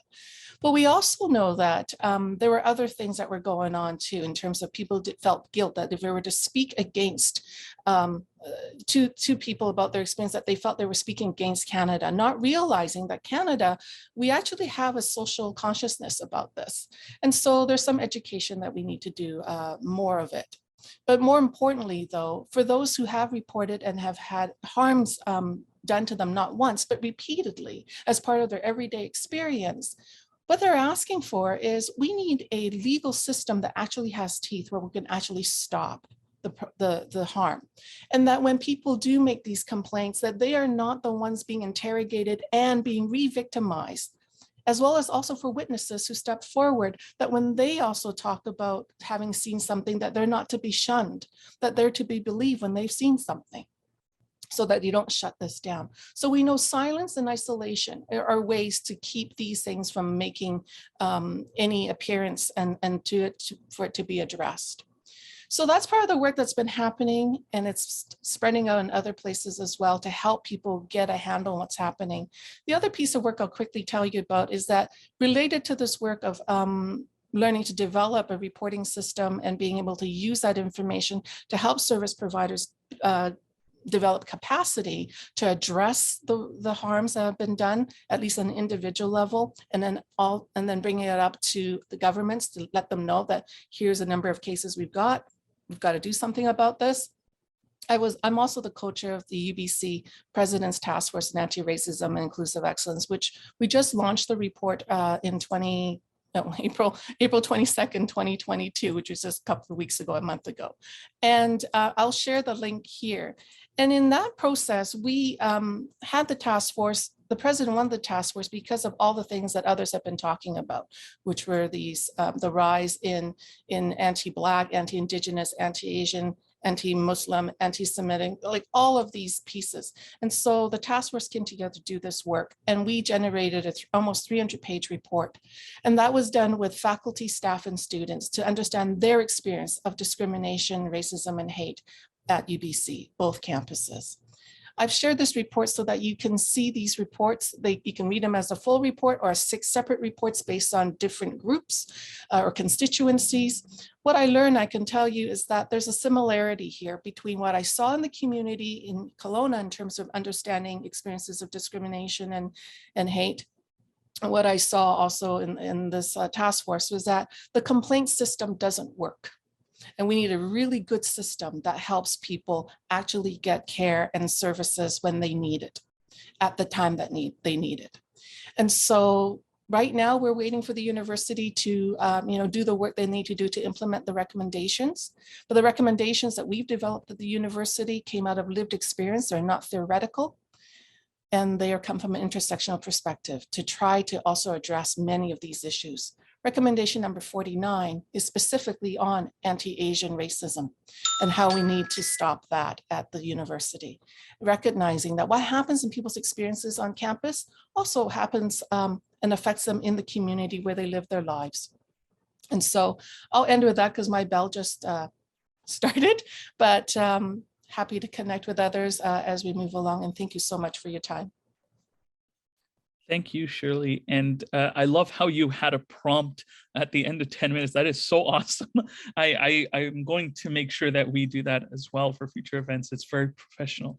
Again, the unique situation of being in real Canada, quote unquote, and understanding the psychology of people there, particularly how it affects the lived experiences of communities, is something that we on the coasts don't necessarily always understand, whether in Toronto or here in Vancouver. I'll give you a quick example of that. I was doing a cross-country trip with my wife, and we were passing a small town in Alberta, and the local car wash there was named the Triple K Car Wash. And I thought to myself, I was like, I hope that doesn't mean anything. But we know from evidence that there is a lot of white supremacist tendencies, let's put it that way, in a lot of rural parts. And I think separating that from white people is something that everyone on this call understands and is happy to do. But that experience that you're talking about, the self-silencing because of an oppressive environment, those kind of examples illustrate how that can be continuously a buildup for people when they see stores named that, when they see people looking at them, or they see comments or hear comments directed at them or around them, being a case in a lot of rural areas. So again, thank you for highlighting the role that education has to play, what you've been doing, and the work of universities in trying to counter this narrative with education and understanding, particularly in rural areas where many great people live. And there is a challenge, though, that has to be addressed there, as within, unfortunately, many parts of Canada. But thank you, and look forward to seeing you tomorrow. So for the Anti-Racism Roadshow. So thank you so much, Shirley. Our next speaker. Oh, sorry, there we go. So our next speaker is Jensen Ong, the Executive Director of the Chinese Community Policing Center. Jensen is the center is a registered charity based here in Vancouver, Chinatown, which works in collaboration with the Vancouver Police Department as a community partner and a volunteer to reduce crime and enhance safety in Chinatown. In Vancouver, we have a community policing program where different organizations and community members are able to do on-the-ground work in partnership for public safety. They run programs to support on the ground and safety, assist Chinese-speaking victims of crimes through and others through translation, interpretive services, and facilitate better access to policing in the judicial system, as well as having a better understanding of what our rights as Canadians are in terms of follow-up and for our own public safety. Jensen, thank you so much for having us, or for being here with us. Thank you very much, Yusuf and Tari, and Foundation for a Path Forward for inviting me to join this event. It is an honor for me to meet and learn from the panel of speakers today. I would like to start off by respectfully acknowledging that the Chinese Community Policing Center is located on the unceded traditional territories of the Musqueam, Squamish, and Tsleil-Waututh nations. In the World Economic Forum 2020, it was shared that disinformation and misinterpretation of COVID-19 virus is mutating and spreading faster than the virus outbreak itself. The consequences of online disinformation rapidly circulating all over the world demonstrated how the power of the internet and social media can exponentially trigger racial resentment and prejudice. And I still believe that it is still happening now. As what Alan has shared earlier, anti-Asian hate incidents in Canada have increased by 47% from 2020 to 2021. There were 943 racist incidents reported across Canada in 2021. The Vancouver Police Department stated in a news release that there was a 425% increase in anti-Asian hate crime incidents in Chinatown, between 2019 and 2021. Like what MP Ms. Jenny Kwan pointed out earlier, a senior was recently attacked around Chinatown a few days ago, and he was targeted, and he was actually attacked with a bear spray. It happened just within the vicinity of where we are located, and we are saddened to hear that news. As part of our organization's efforts to address anti-Asian hate issues, and in response to what Ryan has shared earlier on concrete actions that needed to be put in place, I thought it's a good opportunity for me to share 3 areas on what our organization is doing. Firstly, I'd like to emphasize the importance and necessity of reporting anti-Asian hate incidents to the police. In our engagement to the communities, we continue to see many unreported cases of such incidents. We continue to urge the public, whether in the capacity of victims of crimes, families, friends, or witnesses, to report such incidents and to do so immediately. By doing so, it will help the authorities to have a more accurate understanding of what is happening in the neighborhoods and provide the necessary support. We do serve the Chinese-speaking clients by providing translation and interpretation services if they need us to. Secondly, we work with community partners to organize personal safety workshops for the public. Such workshops help to equip the participants with the skills and awareness of how best to stay safe and respond to anti-Asian hate incidents.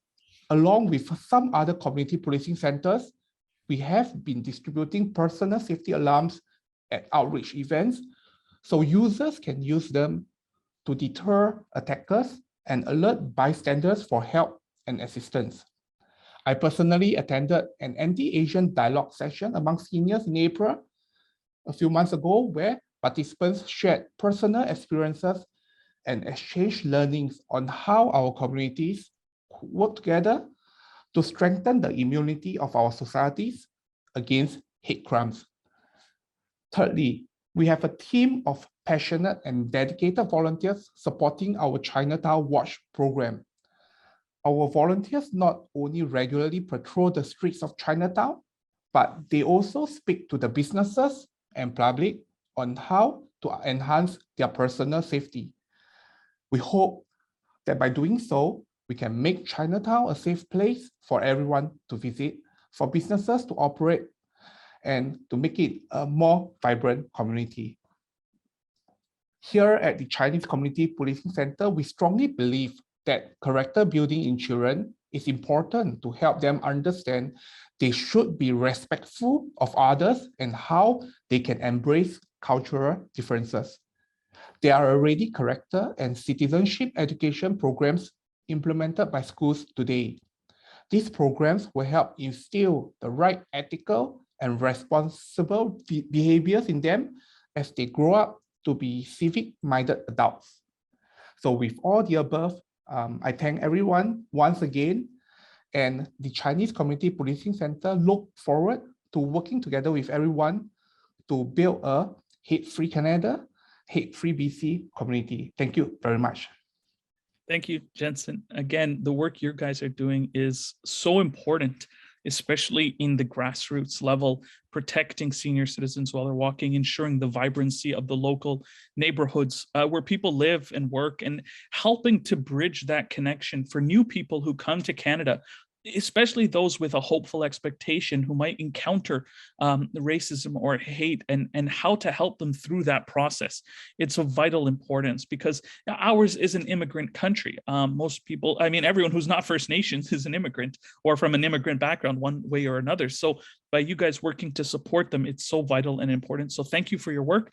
And we really appreciate you being here with us. We look forward to continuing our conversation with you and your organization in the future. Thank you very much, Jensen. Our next speaker today is Councillor Nadine Nakagawa from New Westminster, the City of New Westminster. She is a local organizer, a community organizer, an activist, and a councillor. Here's a point that's important to emphasize. The work municipal governments do in addressing hate, racism, or social challenges is in many situations vitally more important than any other government organization. Municipal governments are those that touch our lives in the most direct ways, and having support from them for these causes is what really helps to change the online or the real world experiences for many people. Nadine has worked on these issues relating to housing, public spaces, reconciliation, engagement, childcare, reconciliation. She's the chair of the Reconciliation, Social Inclusion, and Engagement Task Force, as well as the chair of the Environment and Climate Advisory Committee. For her work, Nadine was named the 2017 Citizen of the Year at the Chamber of Commerce Platinum Awards. We're always honored to have you with us, Nadine. Thank you for joining, and the floor is yours. Thanks so much. It's nice to be here, and I've been really interested by all the conversation that's happening. We'll start by acknowledging that New Westminster is on the unceded and unsurrendered territory of the Hunkaminam speaking people. And it's really complicated to be taking up colonial government positions and valuing reconciliation on unceded land. And I just want to acknowledge that is a point of ethical conundrum as well. A couple of weeks back, it's the 80th anniversary since the internment of the Japanese Canadians. And also in April, it was my grandmother Kaniko's 99th birthday, and she was interned in Popoff. And just a couple of weeks back, we had a family who was moved from New Westminster come and speak at our council meeting. And it was really moving to hear from them, because it's such a reminder that governments have done and do really egregious acts to people. And on that same day that we are acknowledging this history of Japanese Canadian internment, I attended a rally for a family from Mexico who are undocumented and applying for refugee status. New Westminster was one of the first cities to have a sanctuary school policy, meaning that we have a safe school that everyone can come regardless of immigration status. And yet CBSA followed the family and picked up the mom, and they're now at risk of deportation. And it was such a stark reminder that who belongs on this unceded land, but who gets to be here, who gets to be part of our community, has always been fraught and has always been contentious. And it's such a reminder to be in solidarity on issues like immigration detention that are really pressing for communities today. I want to take a bit of a different tact and talk about what municipalities can and should do on these issues in a really tangible way. Because following Dr. Ibram X. Kendi, who says basically that we will not ever win the hearts and minds of everybody, and leaders need to lead, and they need to form policy that is in a position of leadership and bring communities with them once they realize that actually communities that are better for folks on the margins are actually better, communities that are better for all of us. That's how we actually win the hearts and minds. So I would comment that the City of New Westminster is undertaking some work on diversity, equity, anti-racism, and inclusion. And I was really insistent that anti-racism be part of that, because we really need to watch for weasel words within government and policymaking that don't say much. And I think inclusion is actually becoming one of those, that it feels good, it sounds good, but it doesn't mean a whole lot of anything. And anti-racism is quite different, actually. Anti-racism is much more assertive, let's say. And so I really wanted that to be there. But the fact is that New Westminster is an incredibly diverse community.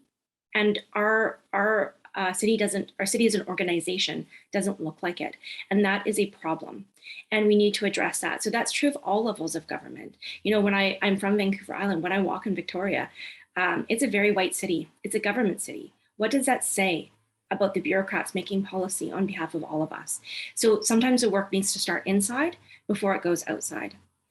The other thing that I would just comment on is when we have cities and bureaucrats and elected officials that don't look like our communities, the policy follows that.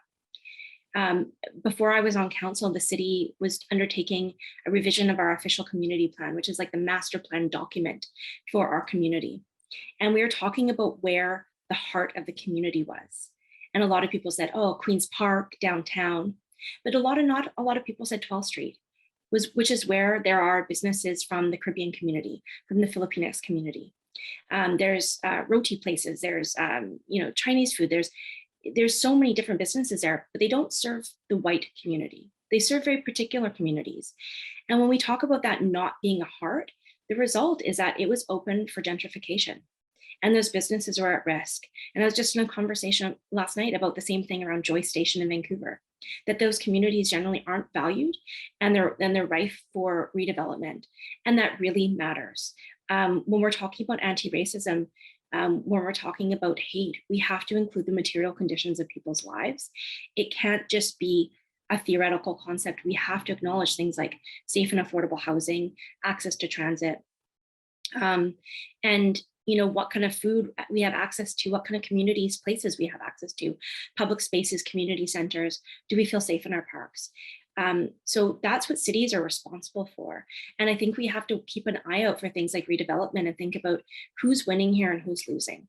And too often when we think about development, I'll use Vancouver as an example because it's better known than New West. Things like redevelopment on Kingsway, again, these are primarily Asian businesses that are being redeveloped and ripped down. So we have to consider that when we're talking about anti-racism and hate. When we invisibilize those people, when we visibilize the value of those communities, not just to us, to me, but for the their communities, that's the start of these problems.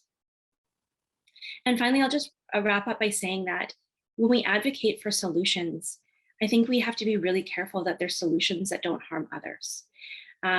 We know when we're talking about increasing things like surveillance or policing, that there are Black and Indigenous community members, disabled community members, and members from the LGBTQ2S+ community who don't feel that that makes them safer. And just because I feel safe at the expense of others, that's not the liberation that we're seeking.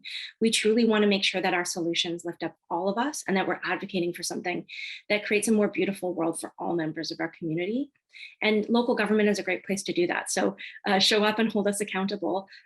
We are the most accessible level of government. So coming and talking to us about what you want to see in your community and what perspectives are missing is so invaluable. So I'd really just encourage folks to reach out to local government officials. It's a great place to start activism. It's a great place to start community building and change making. Thanks for having me here. Thank you for being with us, Nadine. Again, how you center things along an anti-racism lens is so wonderful because many people, they don't really understand what anti-racism is. It's not blaming a group of people. It's actions and policies that change things so that everyone can be included, with a mindset that there's exclusion naturally happening and then exclusion on purpose. And both of those need to be addressed in order to create a more equitable society. Your lived experience and personal history, thank you for sharing that, because it helps us to remember that the reality of injustice that has existed continues to exist here in our country through anti-racism principles and actions. We're all working to make Canada more truly just and inclusive, in line with what I think most of us believe are Canadian values. Generally speaking, these events get 100,000 views on social media. And for every one of those people, no matter how long they watch, it's important that they come away with an understanding that the safety and security of all of us really depend on that safety and security being for everyone. And that's anti-racism. So thank you so much, Nadine. Really appreciate it. And happy birthday to your grandmother. That's great. Our next speaker is Inspector Terry Young. He's the chair of Success, as well as a VPD inspector for diversity, inclusion, and Indigenous relations. He is a recipient of the BC Medal of Good Citizenship and the Sovereign's Medal for volunteers. He's also a member of the Other People Initiative, helping to address racism and discrimination in schools for youth and for children. So thank you so much for joining us, Terry. The floor is yours. Thank you, Yusuf. And firstly, I want to thank for the foundation for a path forward, for the invitation to join many illustrious speakers today. I'm also joining you from the traditional territories of Musqueam, Squamish, and Tsleil-Waututh, also known as Vancouver. I wear two hats, actually three hats today. I'm chair of Success, which is one of the largest Canadian social service agencies in the country. I'm also with the VPD, and my section, Inclusion, Diversity, and Indigenous Relations, also look after hate crime, and I can speak to a little bit. I know we touched base on that, but last but not least, I'm also a Chinese Canadian.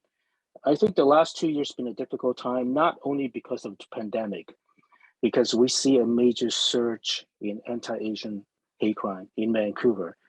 As Jensen said, in between 2019 and 2021, there was a 425% increase in anti-Asian hate crime in Vancouver. And in 2020 alone, alarming 700% increase. And as the police department will tell you in Vancouver, they estimate only 25% of hate crimes actually get reported. And these last 2 years been a difficult time. I think we felt the pain of being not accepted as a Asian Canadian to this country. We felt like the less sense of belonging. We see the painful history of the Exclusion Act, head tax, and we talk about Chinatown. Jensen works in the Chinese Community Policing Center in Chinatown, and Chinatown was built on the basis of exclusion. People had no choice but had to live in Chinatown, when at that time they were not allowed to vote, they were not allowed to swim in public swimming pools, they weren't allowed to study certain profession at universities, etc. And so for us to actually go forward, we actually have to recognize the past, because we can't fix anything we do not acknowledge. And I think some other speakers said that we have to commit to education to reach all Canadians. That's why I'm also part of the Other People's Group, to address stereotyping and exclusion at school educational system for those of us who are denied our rights and freedoms based on who we are. The right to study for professions, I've been told, said before, hold office, that wasn't coming about until after the Second World War. And another part is I lived in the UK and the United States before moving to Vancouver. I finished my undergraduate studies in the US, and America talks about being American first, the melting pot. But in Canada, ourselves talk about multiculturalism. But at times we're not comfortable to talk about racism. I often hear there's no racism. Some journalists in Vancouver actually said there's no anti-Asian racism in BC because we have so many Asians. So that's a really different concept for me to understand. The sad part is many of us feel a less sense of belonging, especially Asian Canadians the last 2 years, because many of us are still targeted for our cultural and religious background. And as Muslim, you're too familiar why sometimes we are singled out because we are different and we look different. And so we must admit that. Now, there are a couple of things been doing that have been happening will help address this. One is the VPD has online hate crime reporting in 13 languages that will help make it easier for people to report hate crimes, because the collection of data, as the province stated, is really important. The second part is success. We've been focusing on bystander education. It's not enough for a person to say, I'm not a racist, I wasn't part of any things that happened in the past. I don't really want to talk about it. And I don't see color. Well, that it's very subjective, because racism still happens in this country, and we need to talk about it. And we also have to, besides have one heart and one mind, which is great, but just because you don't share the ideology of one heart and one mind doesn't give you justification to maim and kill people and resort to violence to make a point. The replacement theory, obviously, it's alive and well in many sectors. It's unfortunate. And I also want to share over the heartbreak stories. I mean, we talk about MP Jenny Kwan talk about the 87-year victim in Chinatown that was bear sprayed last Friday. I actually talked to him yesterday. And that's the second time it was attacked. In September, it was attacked by another person for speaking Chinese in public. I mean, I would just, my heart kind of goes out to the victim when I was talking to him, because I can just imagine my parents walking around and being targeted and pushed on the ground and bear spray in the face, and he could have succumbed to major injuries. And why does this happen in our country in 2022? So it's not enough for a Chinese Canadian to say, to be responsible for anti-Chinese racism. It's not enough for a Muslim Canadian to say, I alone am responsible for that. I think we must stand together, and because we're stronger together. At the end of the day, I think we should subscribe to the fact that if we can live up to the full potential, we can all belong instead of marginalizing and targeting other people based on where they come from and the religious background or the cultural background, that this country will live its full potential and that we can all gonna be better off. So a lot of topics I was talk about has been covered, so I don't want to repeat myself, but I want to thank everybody for taking the time today to talk about something that's near and dear to me. And I think above all, the fact that we're here speaking on behalf of the victims in the 80s and the 90s with language barriers, with being low income, they have no voice. A lot of people pay attention to what they have to go through. And we're here today giving them the opportunity to voice their concerns because they do have rights and they do have a right to belong in this country. Thank you. Thank you very much, Terry.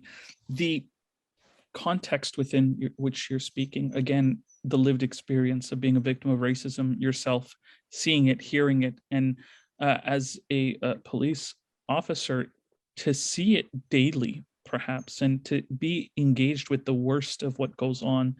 We thank you for your continuing service to the safety of the community and to your advice and suggestions, because it is needed to take a very strong role, because it's not only, as you've said, an issue of us all agreeing with one another, but it's crime. It's literally hate crimes that are happening.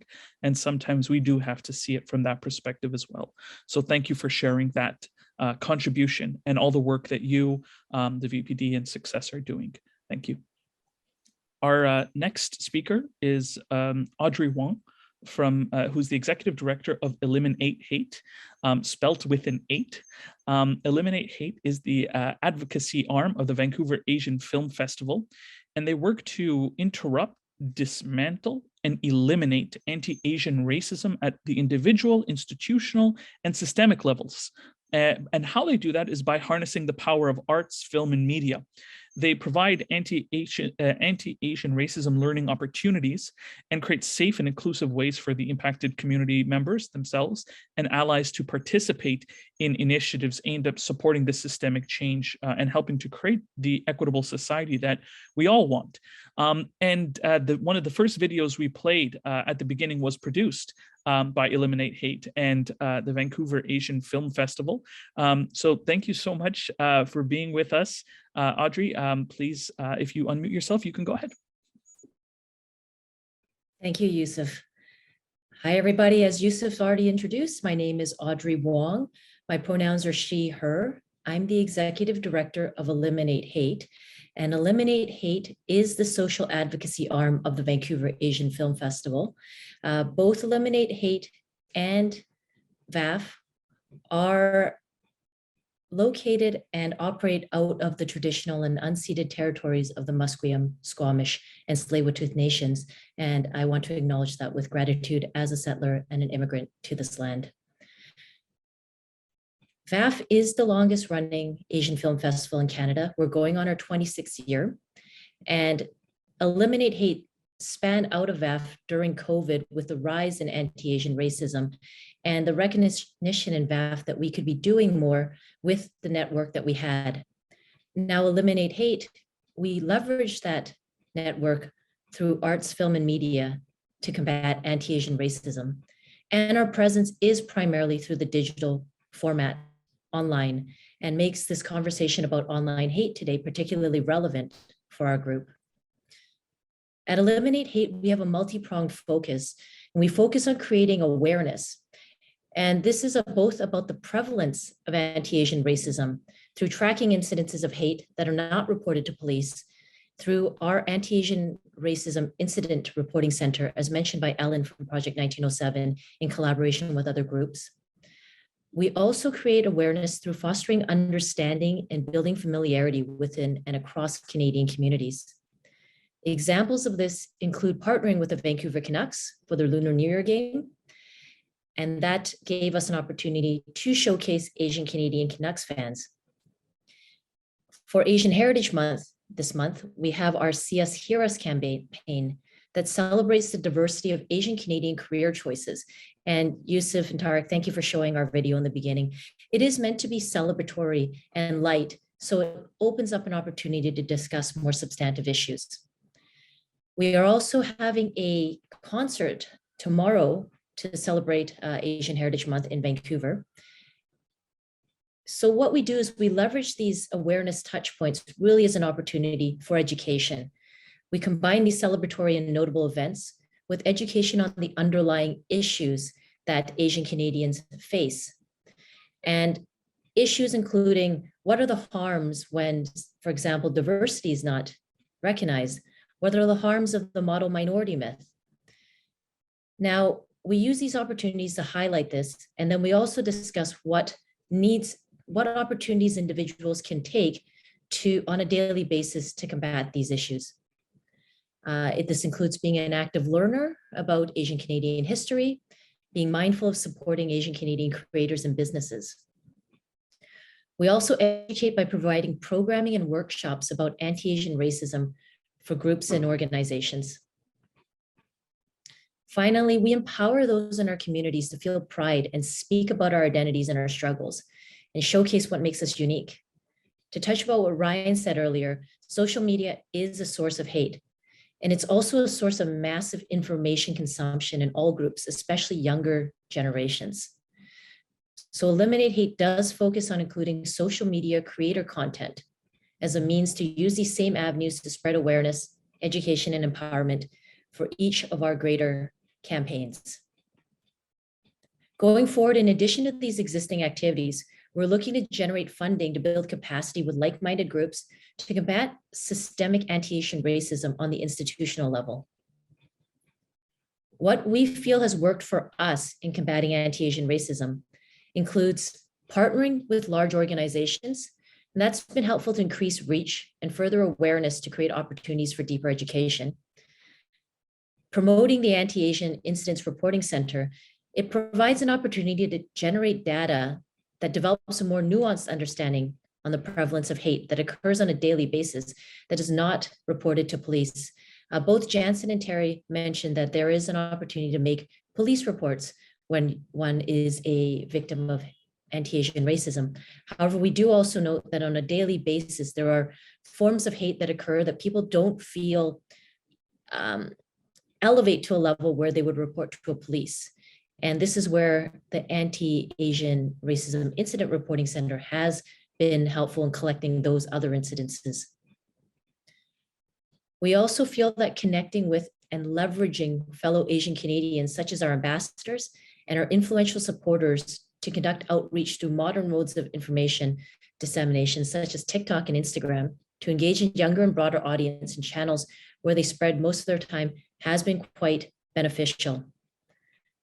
We also engage businesses with large employee bases to be proactive and seek out opportunities that further the discussion of and the presence of the harms of anti-Asian racism as a workplace norm to have conversations. With that in mind, what we feel that Eliminate Hate is needed to increase success and uptake is one, funding that supports the increased capacity to bolster the knowledge of and awareness of the Incident Reporting Center and showcasing its availability. Most commonly occurring incidences of hate against Asian Canadians are likely not reported to police, as noted earlier. And having this sightline provides a better collective understanding of the gravity of this issue. We feel that arts, film, and media is key to fostering understanding of and increasing exposure of Asian Canadians to the greater Canadian fabric, many of whom might not otherwise be exposed to our communities on a regular basis. As someone earlier, a speaker mentioned about moving to Kelowna and the different experience of being in a big city and an Asian Canadian versus being in a smaller community. And this includes funding to support arts, film, and media collectives like VAF and individual artists to create high quality content so we're not considered indie or fringe artists. And hopefully this will eliminate the issue of Canadians seeing films like Turning Red and feeling like it doesn't convey a relatable Canadian experience. Funding Asian groups like Eliminate Hate can promote our campaigns on social media platforms and digital marketing platforms. So we know that it has a greater reach, and we know that it hits an audience that is using this source as a constant source of information consumption. And it battles the online hate that is also coming so heavily on these platforms. Finally, funding to build capacity for Asian Canadians to run our own programs and become our own subject matter experts to combat systemic anti-Asian racism versus relying on institutional and government-driven initiatives is key in our mind. I do want to note that it's been really lovely to see so many different groups coming from such different approaches and mindsets on how we can combat this issue. And it is a holistic piece that requires a lot of different prongs. For VAF and Eliminate Hate, we do focus on where our strengths are the arts, film, and media, and where often that takes a celebratory tone. It's an opportunity to approach a very substantive issue with a lighthearted and celebratory approach to break down barriers and broach a more deeper and meaningful subject. And with that, I'll turn that back to you, Yusuf. Audrey, thank you so much. We always learn something new from you every time you speak. So it's incredibly exciting to hear what the next perspective will be. Tarek and I, we are both cinephiles. We love movies, especially those that have amazing stories. A lot of them are Asian in nature and centered. The most interesting thing you said, because we actually had this conversation with Ryan, was the pushback against Turning Red. And it is, in our understanding, a lot of it is racist based. So I don't know how many people, dating myself, but The Land Before Time about Littlefoot and all the dinosaurs, internationally recognized and acclaimed movie, and people were able to relate with cartoon dinosaurs and yet have a problem relating with Asian characters. My wife loved Turning Red. She made me drive her around Toronto looking for the actual locations in that movie. They don't exist, some of them. So that was fun. But the stories that we're telling one another are important to change the narratives, exactly as you said. And if people can't see themselves in that, then those stories are even more needed, because this is a human story and we're all human beings. So thank you again, Audrey, for the amazing work you guys are doing at the Vancouver Asian Film Festival, as well as at Eliminate Hate. It's appreciated. Thank you. Thank you. Our next speaker and our last speaker at this event, to help close us out and to share the perspective that she's developed over years, is Dr. Tina Chen, a distinguished professor from the Department of History at the University of Manitoba. As has been said by many of our speakers, this is a historical issue going back years, tying into many different facets. Dr. Chen has been named one of the top 100 most powerful women in Canada in 2021. Under her leadership, equity, diversity, access, and inclusion were integrated into the strategic planning initiatives and program review, as well as everyday administration processes at the University of Manitoba. She established equity and diversity as a central component of the portfolio in the Department of History and the faculty at large. As a scholar activist, she's long been committed to thinking within critical race theory, working towards anti-racism practices, and her leadership and her voice have been able to further amplify others over the years. She currently is a recipient of a teaching award to co-host the first course on history of race and anti-racism in the modern world at the University of Manitoba. I'm just going to unmute you, Dr. Chen. Thank you so much for your patience, and we're honored to have you close out the event today. Well, thank you so much for having me join you. And thank you to everyone for sharing their stories. And I, in many ways, being able to join this event this evening, I think was exactly what was needed for me at this moment. I'm sure, like many of you, this has been a particularly difficult set of this week and this month. And, I'm joining you here. I'm joining you from Winnipeg, which is Treaty 1 territory, the traditional territories of the Anishinaabe, Inune, Oji-Cree, Dene, Dakota people, and the homeland of the Métis Nation.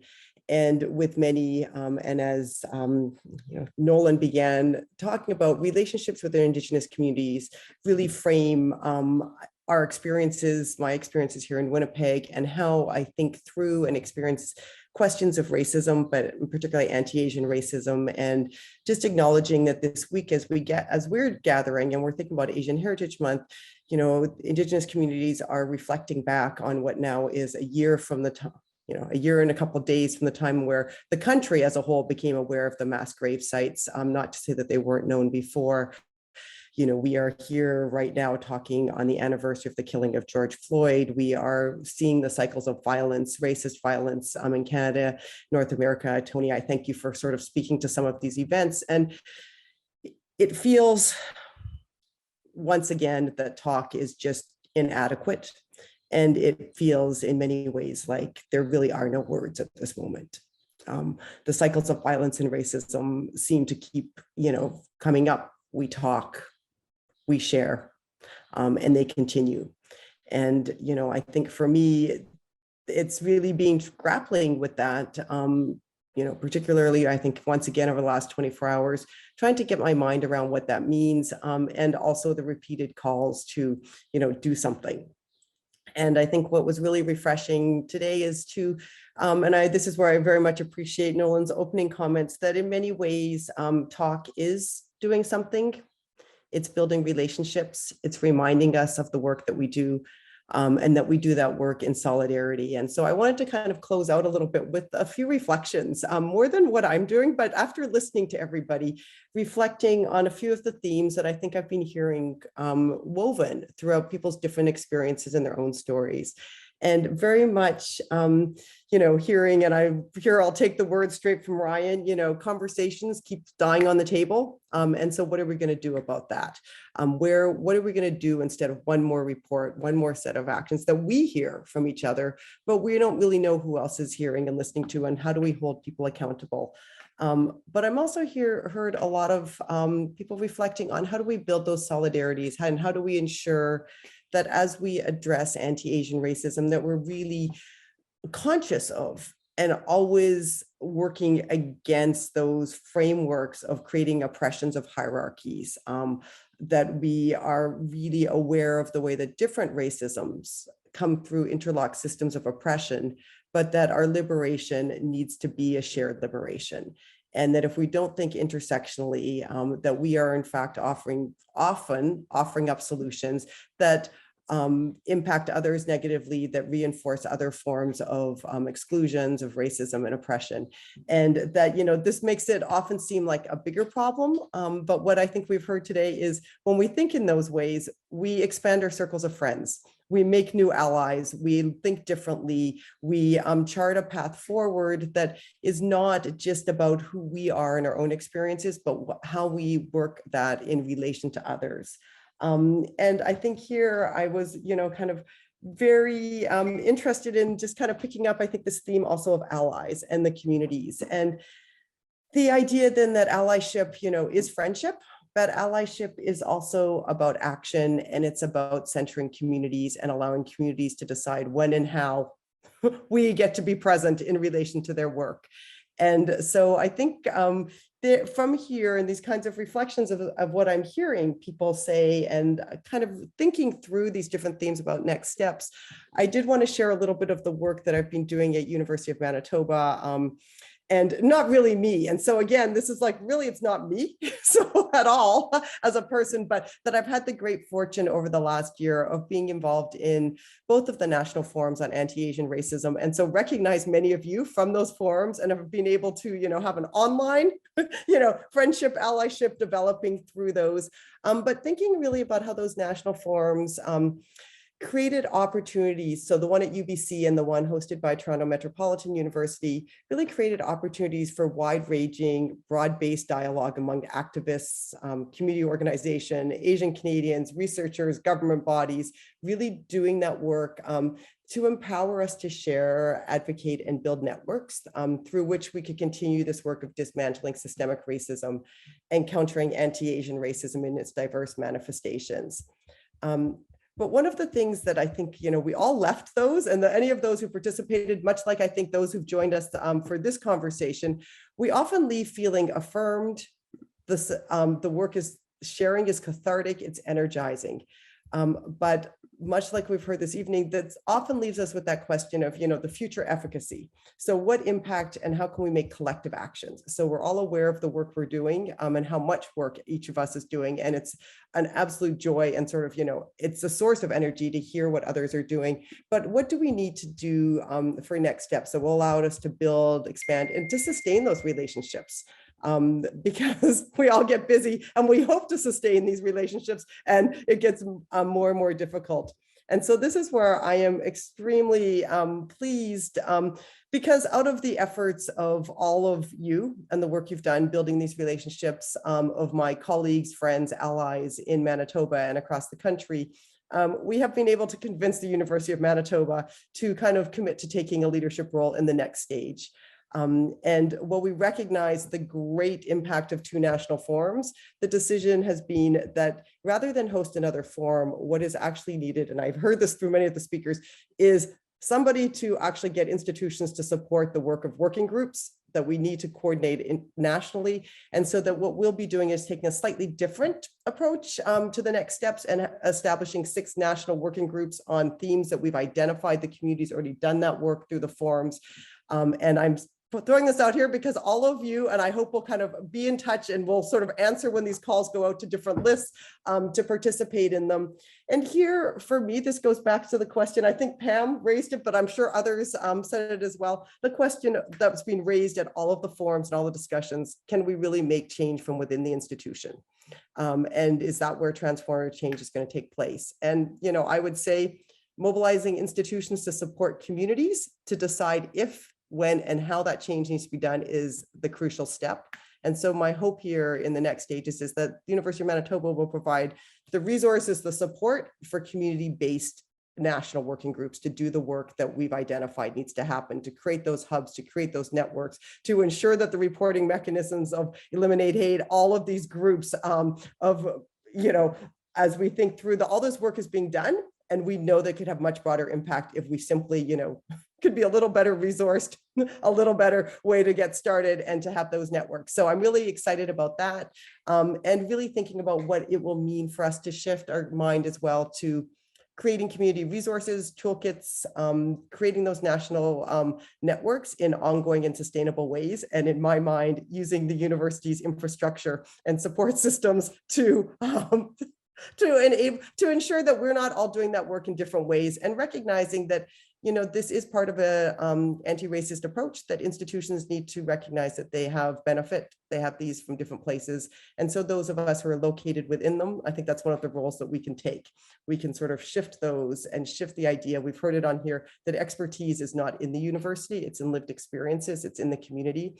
And so that universities need to learn from those. And this was certainly a theme that came out from Toronto Metropolitan University as they hosted the forum. We're all like, this is great. We can talk about racism in post-secondary institutions. We're really working through this, but we also have to recognize that the authority, the expertise doesn't exist in there. So those are kind of, what I would like to offer up on the next, as the next steps. And also just to acknowledge that through all of this, we intend to work, and for me personally, but I think in these next stages, and I know all of those who've been involved along the way, acknowledging that the intergenerational, community-generated, and cross-institutional dialogues that have been at the basis of the forums on anti-Asian racism, that they've always situated and understood anti-Asian racism in this context of interlocked systems of oppression. And so that needs to remain the focus. And if we don't do that, we will simply, be working against each other and ceding ground to those systems of oppression. So I'm looking forward to, this being my new family, as Nolan said, and that we will continue to build those relationships. And through Yusuf and Harry, I'll be, sending out information on this so that hopefully everyone who's joining and would like to can join in these next stages.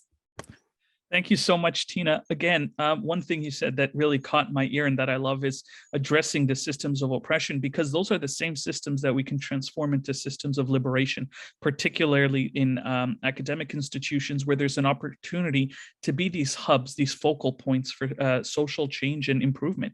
The resources, the connections, the expertise, the ability, the power of youth that exists within these organizations across across the country are really incubators for such change. So thank you so much for sharing those words of wisdom, especially because you have an understanding of the long-term approach to how change needs to happen, not just the one-off kind of projects that and to bring together people to do this great work together.